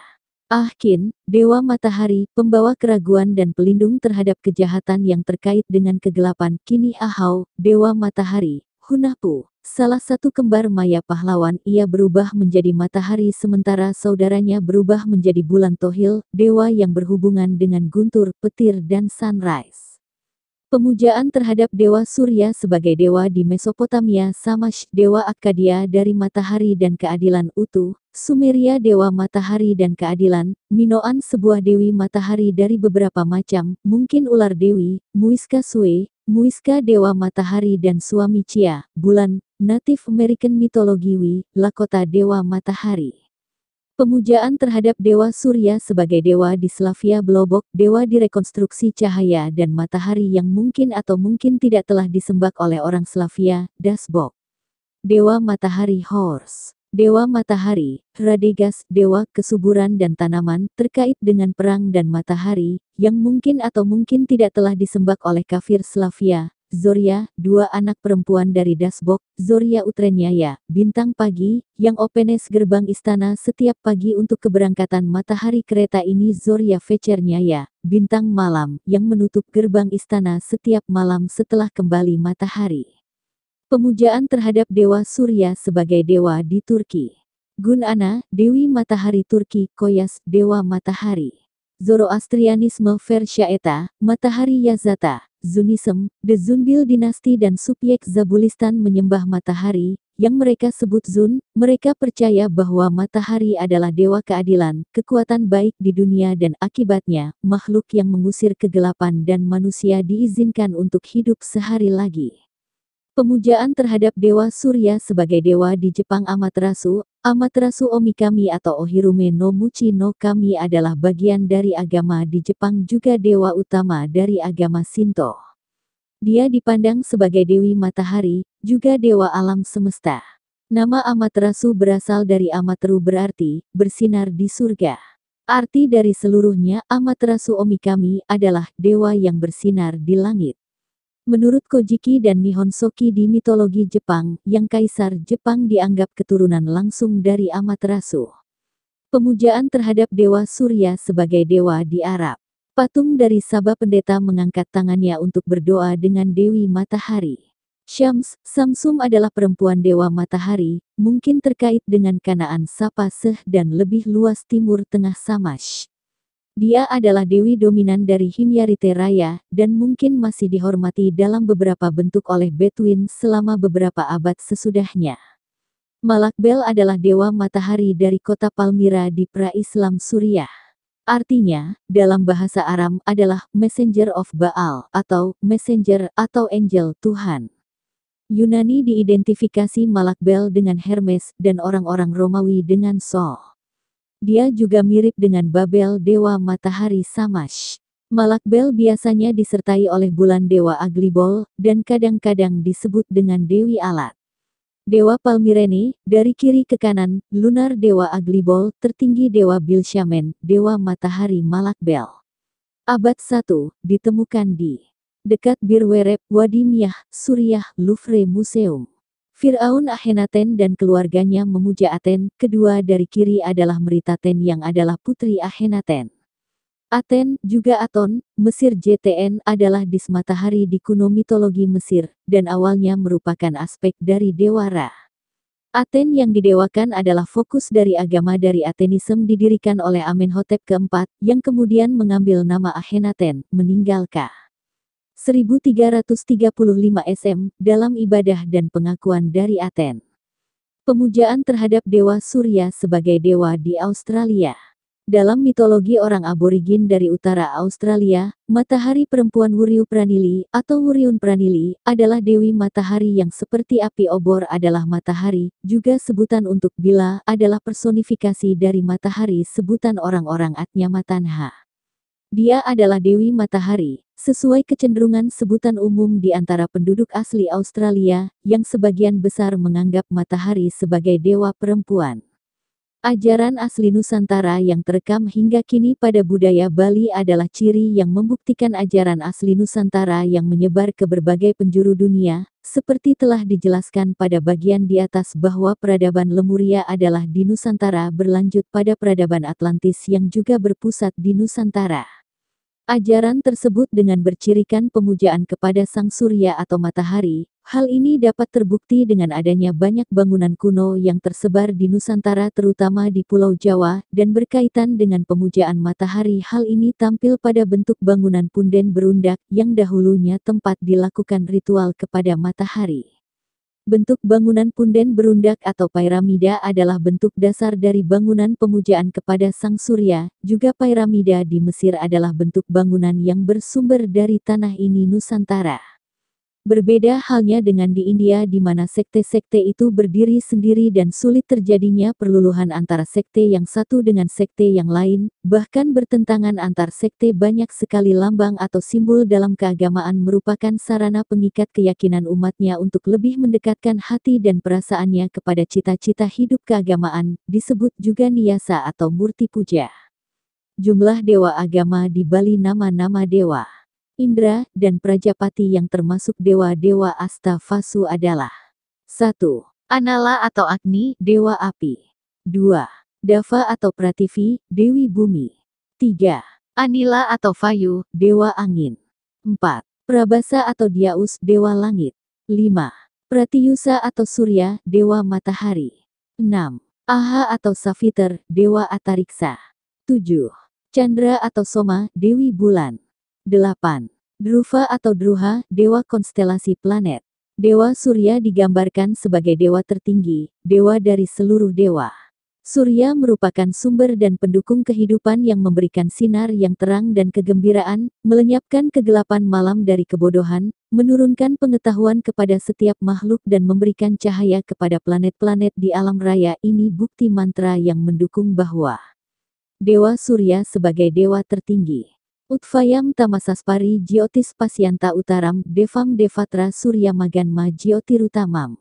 Artinya, lihatlah menjulang tinggi di angkasa, cahaya yang terang benderang mengatasi kegelapan telah datang. Ia adalah Dewa Surya, dewa dari seluruh dewata, cahayanya yang terang itu betapa indahnya.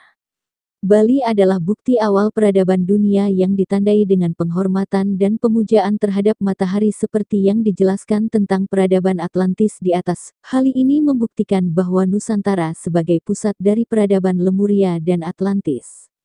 Perhatikan detail dan kesempurnaan terhadap ritual kepada matahari yang masih terlihat lengkap dan masih terawat, sepertinya tidak ada budaya yang masih selengkap di Bali atau Nusantara khususnya yang mengarah pada penghormatan kepada matahari. Surya bukanlah bola matahari, melainkan dewa tertinggi, dewa seluruh dewata. Menurut Bapak Made Titip, sesungguhnya semua dewa yang tersebut dalam Weda adalah nama atau bentuk lain dari Surya, dewa tertinggi. Pada dasarnya adalah Surya yang memancarkan cahayanya sendiri, dan Dewi adalah aspek feminim dari dewata. Dewi pada dasarnya mengandung makna fajar di pagi hari, Saviter, lebih lengkapnya Hyang Surya Raditya. Di samping Dewa Surya dengan berbagai aspek, dewa lainnya yang dominan dipuja adalah Agni, Dewa Api, Indra, Dewa Hujan, Raja para Dewa Penguasa Surga, Vayu, Dewa Angin, juga dewi-dewi yang kerap dipuja atau disebutkan dalam mantra-mantra diantaranya Saraswati, Savitri Aditi, Surya Putri dan lain-lainnya. Dewa-dewi tersebut pada umumnya digambarkan secara antropomorfik berwujud seperti manusia, dengan aneka keunggulan dan kelebihannya, manusia super, lengkap dengan senjata dan kendaraannya. Ini sebagai akibat dari tidak perubahan pada zaman Purana, di mana saat penyusunannya dewa tersebut tidak dipuja lagi, fungsi dan perannya digantikan oleh 3 dewa utama yang dikenal dengan istilah Trimurti. Dewa Agni berubah menjadi Dewa Brahma, Dewa Indra dan Varuna diidentikan dengan Dewa Wisnu, yang merupakan nama lain dari Surya. Dewa Surya sendiri diidentikan dengan Siwa. Ketiga dewa tersebut dengan Parivara Devata keluarga dewa, sakti beserta pengiringnya, mendapatkan pemujaan yang khusyuk. Adapun dewa tersebut, Dewa Brahma dengan saktinya Saraswati, Dewa Wisnu dengan saktinya Sri dan Laksmi. Dewa Siwa dengan saktinya Parwati, yang kemudian menjadi Durga dan Kali, menjadi cikal bakal ajaran Tantra. Batara, Devanagari, Batara-Batara, adalah utusan Brahman Tuhan, sebagai pelindung umat manusia dalam tradisi Hindu. Batara tidak sepenuhnya berarti dewa karena ada definisi yang berbeda antara Batara dengan dewa. Namun dalam perkembangannya, istilah Batara diidentikan dengan dewa. Batara berjenis kelamin wanita disebut Batari. Di Bali para dewa dan dewi juga sering disebut dengan Batara dan Batari. Istilah dewa yang berarti sinar kurang akrab di hati masyarakat Bali. Berlainan halnya dengan Batara. Batara dan Batari adalah sosok yang saguna, sekala tampak berupa dewa atau dewi menjelma ke dunia berwujud manusia. Batara merupakan sosok lambing maskulin, kejantanan, pria, laki-laki, lambing keperkasaan. Batari adalah sosok simbol feminisme, kebetinaan, perempuan, wanita, simbol keibuan. Tugas penjelmaannya ini adalah untuk melindungi umat manusia dari kehancuran. Dalam tradisi Jawa umumnya, dan pada tradisi pewayangan khususnya, istilah Batara dipakai untuk merujuk kepada dewa. Dalam tradisi agama Dharma di Bali, istilah Batara diucapkan Betare, Betare, dan disamakan atau bahkan diidentikan dengan dewa karena sama-sama berfungsi sebagai pelindung. Contohnya, Batara Wisnu, Batara Brahma, Batara Kala, dan sebagainya dalam filsafat Hindu Advaita Vedanta. Dewa merupakan sinar suci atau manifestasi dari Brahman atau Tuhan yang dipuja berdasarkan fungsi tertentu. Dalam hal tersebut, para dewa berbeda Betara atau Batara. Perbedaan Batara dengan Dewa. Dengan Batara, karena Dewa merupakan sinar suci Brahman sedangkan Batara merupakan aktivitas dari Hyang Widi sebagai pelindung, dalam penerapannya di masyarakat Bali nama Batara lebih dikenal dari istilah Dewa. Hal ini disebabkan karena manusia pada umumnya menginginkan perlindungan. Beberapa contoh perubahan istilah dari Dewa menjadi Batara. 1. Dewa Brahma sama dengan Batara Brahma. 2. Dewa Wisnu sama dengan Batara Wisnu. 3. Dewa Siwa sama dengan Batara Siwa. 4. Dewa Iswara sama dengan Batara Iswara. 5. Dewa Mahadewa sama dengan Batara Mahadewa Des. Tuhan orang Bali. Dalam kitab Brahma Sutra II 2 disebutkan bahwa Tuhan ialah merupakan dari mana asal mula semua ini. Jadi Tuhan yang Maha Esa merupakan asal atau sumber dan sekaligus kembalinya. Seluruh alam semesta beserta isimnya ini. Di dalam keyakinan agama Bali, Brahman atau Tuhan hanyalah satu esa, tidak ada duanya. Namun karena kebesaran dan kemuliaannya, para ersi dan orang-orang yang bijak menyebutnya dengan beragam nama, mengenai ketuhanan, termuat dalam beberapa sloka suci agama di Bali. Widi Tatwa percaya adanya Tuhan, Brahman. Fungsi candi. Pada awalnya beberapa ahli menduga, sebagai tempat abu jenazah seorang raja atau tokoh yang sangat dimuliakan dalam masyarakat pada masa lampau. Dugaan tersebut berdasarkan atas istilah candi yang dihubungkan dengan perkataan Candika yang merupakan nama lain dari Dewi Durga. Seperti kita ketahui bahwa Dewi Durga selalu dihubungkan dengan Dewi Maut atau kematian. Mereka menganggap bahwa setelah raja atau tokoh meninggal, lalu dibakar disertai dengan berbagai upacara. Setelah upacara kremasi tersebut lalu abu jenazahnya ditempatkan di dalam peripih kemudian ditanam dalam perigi candi. Perigi candi itu berupa lubang kecil yang cukup dalam yang berada di ruang dalam candi. Anggapan seperti ini rupanya sangat terpaku pada pengertian candi yang dilontarkan oleh Raffles, bahwa candi disebut juga cungkup oleh masyarakat Jawa Timur, yang tidak lain berfungsi sebagai pemakaman. Keraguan-raguan timbul kemudian, karena masyarakat Jawa Timur tersebut bukanlah pemeluk agama Hindu, sehingga timbul pertanyaan dari mana mereka memperoleh keterangan bahwa cungkup sama dengan candi. Jawabannya belum ditemukan sampai saat ini. Pada buku yang penulis buat berjudul Borobudur Bukan Candi, hal ini dapat difahami dengan jelas, ditambah lagi pada buku yang membahas lebih rinci yaitu buku Borobudur True Back History. Di buku ini penulis menjelaskan dengan lugas bahwa Borobudur bukan dibangun pada abad 8M dan tidak dibangun oleh Wangsa Sailendra yang bukan beragama Hindu atau Buddha. Keraguan-raguan tersebut semakin kuat setelah dilakukan penelitian dengan seksama, yang juga disertai dengan penelitian laboratoris kimiawi terhadap campuran arang, abu fragmen tulang dan tanah yang ditemukan pada beberapa peripih candi. Hasil penelitian tersebut menyatakan bahwa abu tersebut belum tentu merupakan abu jasad manusia, begitu pula sisa fragmen tulang yang ternyata bukan tulang manusia melainkan tulang binatang yang mungkin merupakan sisa-sisa dari sarana upacara. Apabila dikaitkan dengan proses pengkremasian mayat seorang raja atau tokoh yang dimuliakan, maka benda-benda yang ditemukan dalam peripih itu mendekati persamaan.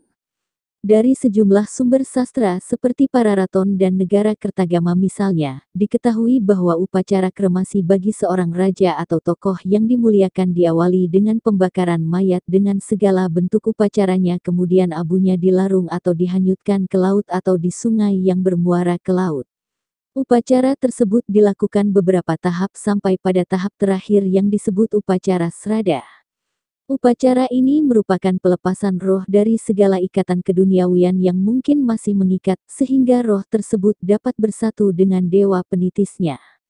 Sebagai lambang jasmaniah dibuatkan semacam boneka dari daun-daun kayu pilihan yang disebut dengan istilah puspasarira. Sebagai penutup upacara Puspasarira tersebut dihanyutkan pula ke laut. Raja Pelindung. Oleh karena raja merupakan pelindung rakyat, walaupun sudah wafat dan rohnya sudah menyatu dengan dewa penitisnya, raja tersebut tetap dianggap sebagai pelindung rakyat di alam baka ini, maka setelah raja itu menjadi dewa didirikanlah sebuah bangunan suci untuk memuliakannya disertai dengan pembuatan patung dewa yang dianggap telah menitis dalam diri sang raja dan diletakkan di ruang utama candi.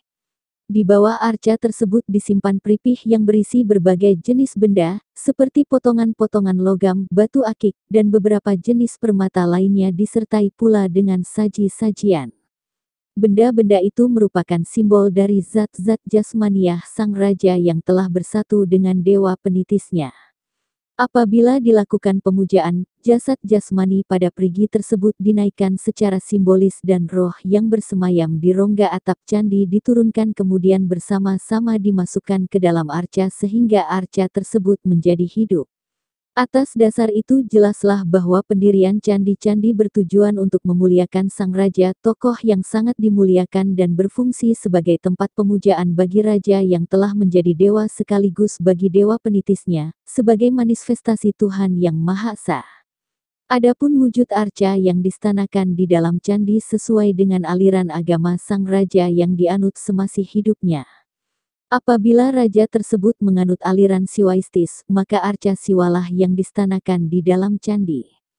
Begitu pula bila sang raja penganut aliran Waisnawa, maka arca Wisnulah yang distanakan di ruang utama candi. Setelah kerajaan-kerajaan itu lenyap dari bumi Jawa, maka agama dan budaya asli pun mulai suram dan semakin lama semakin terbenam. Hanya tinggal sisa-sisa kemegahan berupa bangunan-bangunan suci candi yang agak tahan terhadap keganasan sangkala. Namun ia masih berdiri tegak walaupun telah ditinggalkan oleh pemakai dan pemeliharaan. Walaupun demikian toh nilai kebesaran dan nilai religiusnya masih terpatri di lubuk hati masyarakat di sekitarnya yang telah beralih keyakinan. Hal itu mengakibatkan terjadinya alih fungsi candi. Dari pengamatan terakhir diketahui, bahwa ada beberapa candi di Jawa yang masih berfungsi dalam kehidupan masyarakat, sebagai contoh Prambanan di Klaten, Jawa Tengah, Penataran di Blitar, Jawa Timur. Namun upaya tersebut perlu disertai dengan pengkajian lebih seksama tentang eksistensi candi, sehingga ada kesesuaian antara fungsi candi dan upacara serta perilaku keagamaan. Dewa tertinggi orang Bali. Konsep ketuhanan di Bali adalah memuja Tuhan berdasarkan fungsinya, yang lebih dikenal dengan manifestasi Brahman, sering disebut Dewa, Div, sinar suci Brahman bersifat positif, karena fungsi Tuhan yang meresap dalam hukum karma ciptaannya sangat banyak, maka semakin banyak pula sebutan Tuhan yang terefleksi dengan penamaan Dewa.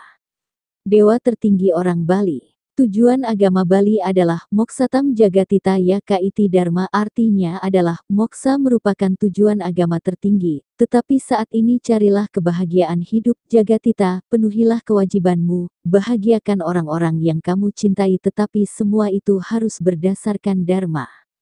Surya tidak pernah luput dari pujaan begitu pula Dewa Agni api, dupa. Indikasi Dewa Surya sebagai dewa tertinggi dapat dilihat dari sastra Dasa Aksara, di mana disebutkan bahwa 10 huruf suci kemujisatan itu adalah Sabata Ai nama Siwaya, dan bila dibaca dengan dialek bahasa Bali maka akan terbaca Sabete Ai, nama Siwaya, yang artinya asalkan bersinar terutama matahari, bisa disebut sebagai Siwa. Pemahaman ini dikembangkan oleh sekta Siwa Siddhanta yang dominan menguasai spiritual di Bali, jadi matahari alias Surya dilihat sebagai sesuatu utama. Tidak hanya di Bali saja, bahkan dari zaman awal peradaban manusia, Dewa Surya dinobatkan sebagai dewa tertinggi, merupakan wakil Tuhan, buktinya. Peradaban Mesir kuno, Dewa Aten ataupun Dewa Ra, dewa matahari sebagai dewa tertinggi, bangsa Aztec, Inka dan Maya Amerika Selatan, menjadikan Huitzilopochtli, dewa matahari sebagai dewa tertinggi, bangsa Frisian, Finisia kuno, menyembah dewa Weralda, matahari sebagai dewa tertinggi bangsa Yunani kuno, mengenal dewa Apollo, matahari bangsa Sumeria, mengenal dewa Shamash. Dewa tertinggi dilihat dari urutan panca sembah. Bangsa Amorit, Babilonia, memuja dewa Marduk, matahari sebagai dewa tertinggi. Dewa Surya adalah dewa matahari, ia dipuja sebagai wajah Agni di angkasa, Geveda X. 7. 3. Matanya Mitra dan Varuna, sebagai dewanya mata atau maha melihat, sebagai pengukur hari, Geveda 1. 50.7, sebagai pencipta segalanya, Geveda 1. 174, sebagai planet angkasa, Geveda X. 177, 1, sebagai roda, Geveda 1. 175.4 Pemusnah kegelapan, penyembuh orang sakit dan sebagai pandita purohita, bagi para dewa, Geveda 8.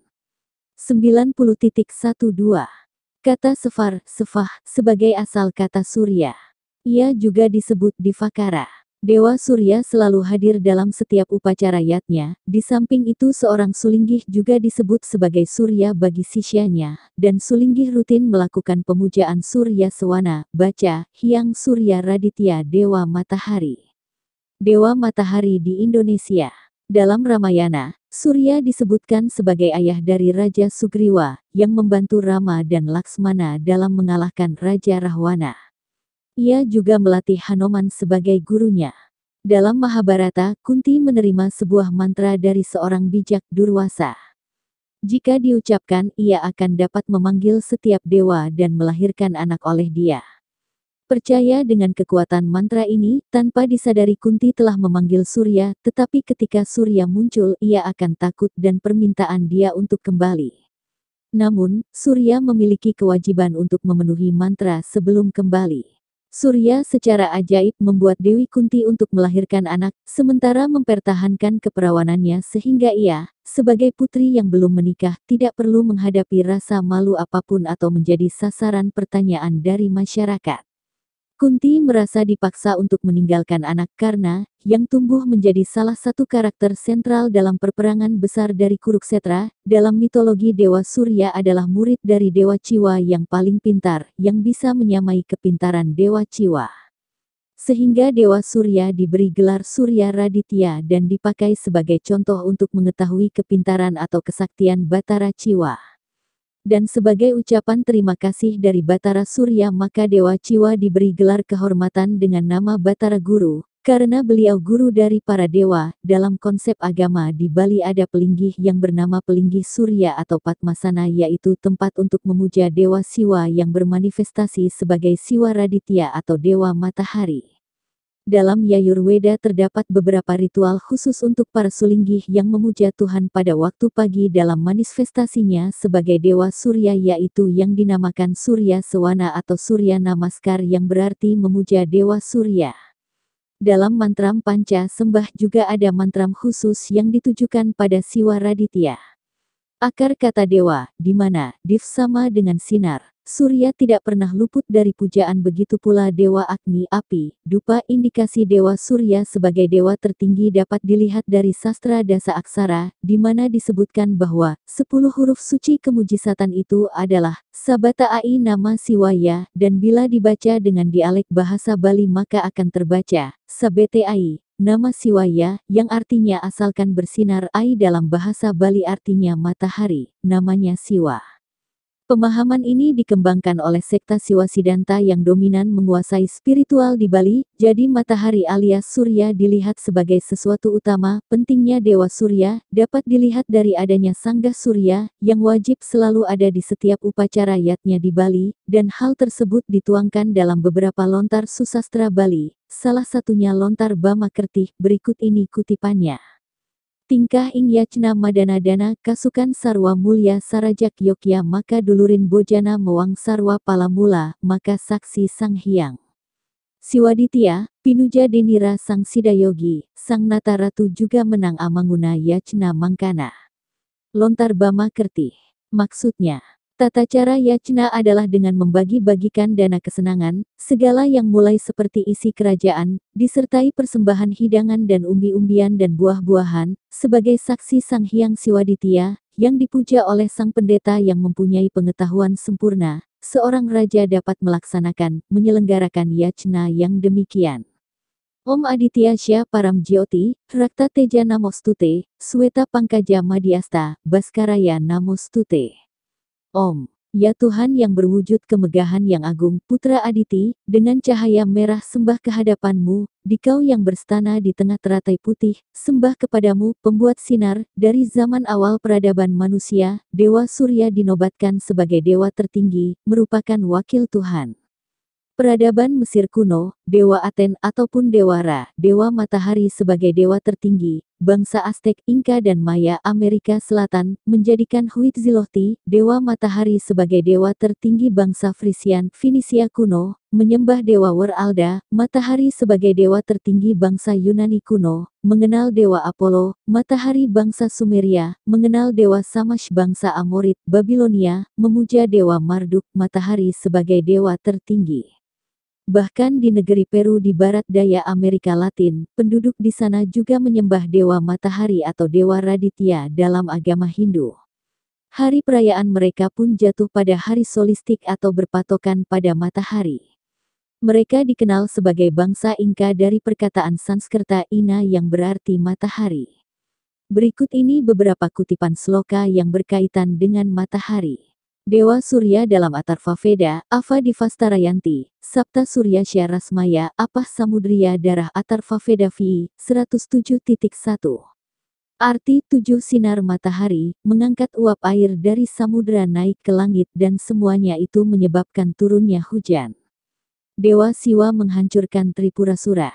Berikut ini adalah nama dan makna menurut Upanishad Brihadaranyaka dan Itihasa Mahabharata. Kedelapan Vasu tersebut adalah 1. Agni, Dewa Api, Panas Api, atau Anala, juga disebut Agni, yang bermakna hidup. 2. Prativi, Dewa Tanah, Bumi, atau Dara yang bermakna dukungan. 3. Vayu, Dewa Angin, Angin, atau Anila yang bermakna angin. 4. Dyaus, Dewa Langit, Langit, atau Prabasa yang bermakna bersinar fajar. Sanggah Tawang dan Sanggah Surya. Seperti kita ketahui, umat Bali secara tidak langsung memberikan posisi penting pada salah satu dari 33 dewa dalam Rigveda, yaitu Dewa Surya. Buktinya dengan menempatkan sanggar surya pada setiap aktivitas yatnya, minimal ada posisi tinggi yang menggambarkan linggih. Kehadiran Dewa Surya di beberapa daerah, Danggah Surya sering juga disebut dengan Sanggah Agung. Sanggah mengandung arti sumber, sedangkan agung merupakan kewibawaan atau karisma Sang Hyang Siwa Raditya atau Sang Hyang Surya. Sanggar surya dibuat lebih tinggi dari pinggang, bahkan saat upacara melaspas bangunan, merehab bangunan serta saat melakukan karya piodalan, dewa yatnya, sanggar surya dibuat lebih tinggi dari tinggi penghuni rumah tempat dilaksanakan karya yatnya. Secara umum, sanggar surya dibuat dengan 4 batang bambu yang ditancapkan di sisi timur laut tempat melakukan karya yatnya. Sanggah ini berbentuk segi 4 panjang mirip dengan sanggah tawang, hanya ruangannya satu dan memakai atap lalang atau kelabang. Sanggah ini digunakan pada setiap upacara keagamaan yang merupakan stana pemujan kepada Sang Hyang Siwa Raditya. Sanggah surya ini selalu dibangun dan difungsikan serta dianggap tidak sah selesai suatu upacara yajna bila tidak disaksikan oleh Sang Hyang Surya. Kelengkapan sanggah surya diantaranya pohon pisang yang disebut kadali lengkap dengan bunganya atau biulalung, kadali puspa, dan pohon peji udu itu sebagai pengganti pohon-pohon sorga, mengingat pohon-pohon lainnya seperti beringin dan ancak selalu digunakan dalam upacara agama di Bali. Dengan demikian penempatan pohon pisang dan peji udu tersebut terkait dengan Sang Hyang Surya yang tidak memiliki stana di bumi, oleh karenanya stananya disebut Sanggar Tawang altar di langit. Sanggah Surya. Perangkat upacara ini dibuat dari bambu, berbentuk segi 4 panjang, memiliki pinggiran yang disebut ancak saji, tidak memakai atap, bertiang 4 buah sebagai kaki, biasanya terbuat dari pohon pinang. Sanggah tawang memiliki 3 macam ruangan, rong 3, dan setelah berdiri pada sisi sebelah kanan depan dipasangkan yang disebut biulalung, pucuk pisang, dan di sebelah kiri depan dipasangkan 1 tangkai pohon udu peji, dan sebuah tempat berisi berem yang dinamakan kelukuh. Sanggah tawang ini diletakkan pada posisi arah timur laut, arah gunung dan tingginya 3-5 meter. Timur laut merupakan letak alam para dewa. Sanggah tawang mempunyai makna sebagai simbol pada pelaksanaan karya di pura. Untuk mengetahui maknanya kita kaji sebagai berikut. Sanggah Tawang berasal dari kata canggah yang dapat diartikan sebagai sumber. Tawang berasal dari suku kata ta dan wang. Ta dapat diartikan ada dan awang agar memiliki arti, diberi sifat majemuk menjadilah awang-awang yang berarti sepi atau sunia. Sunia diinterpretasikan sebagai Sang Hyang Widi.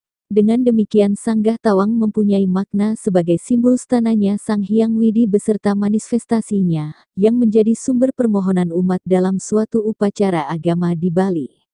Bersambung ke bagian 7. Karya Santo Sabah.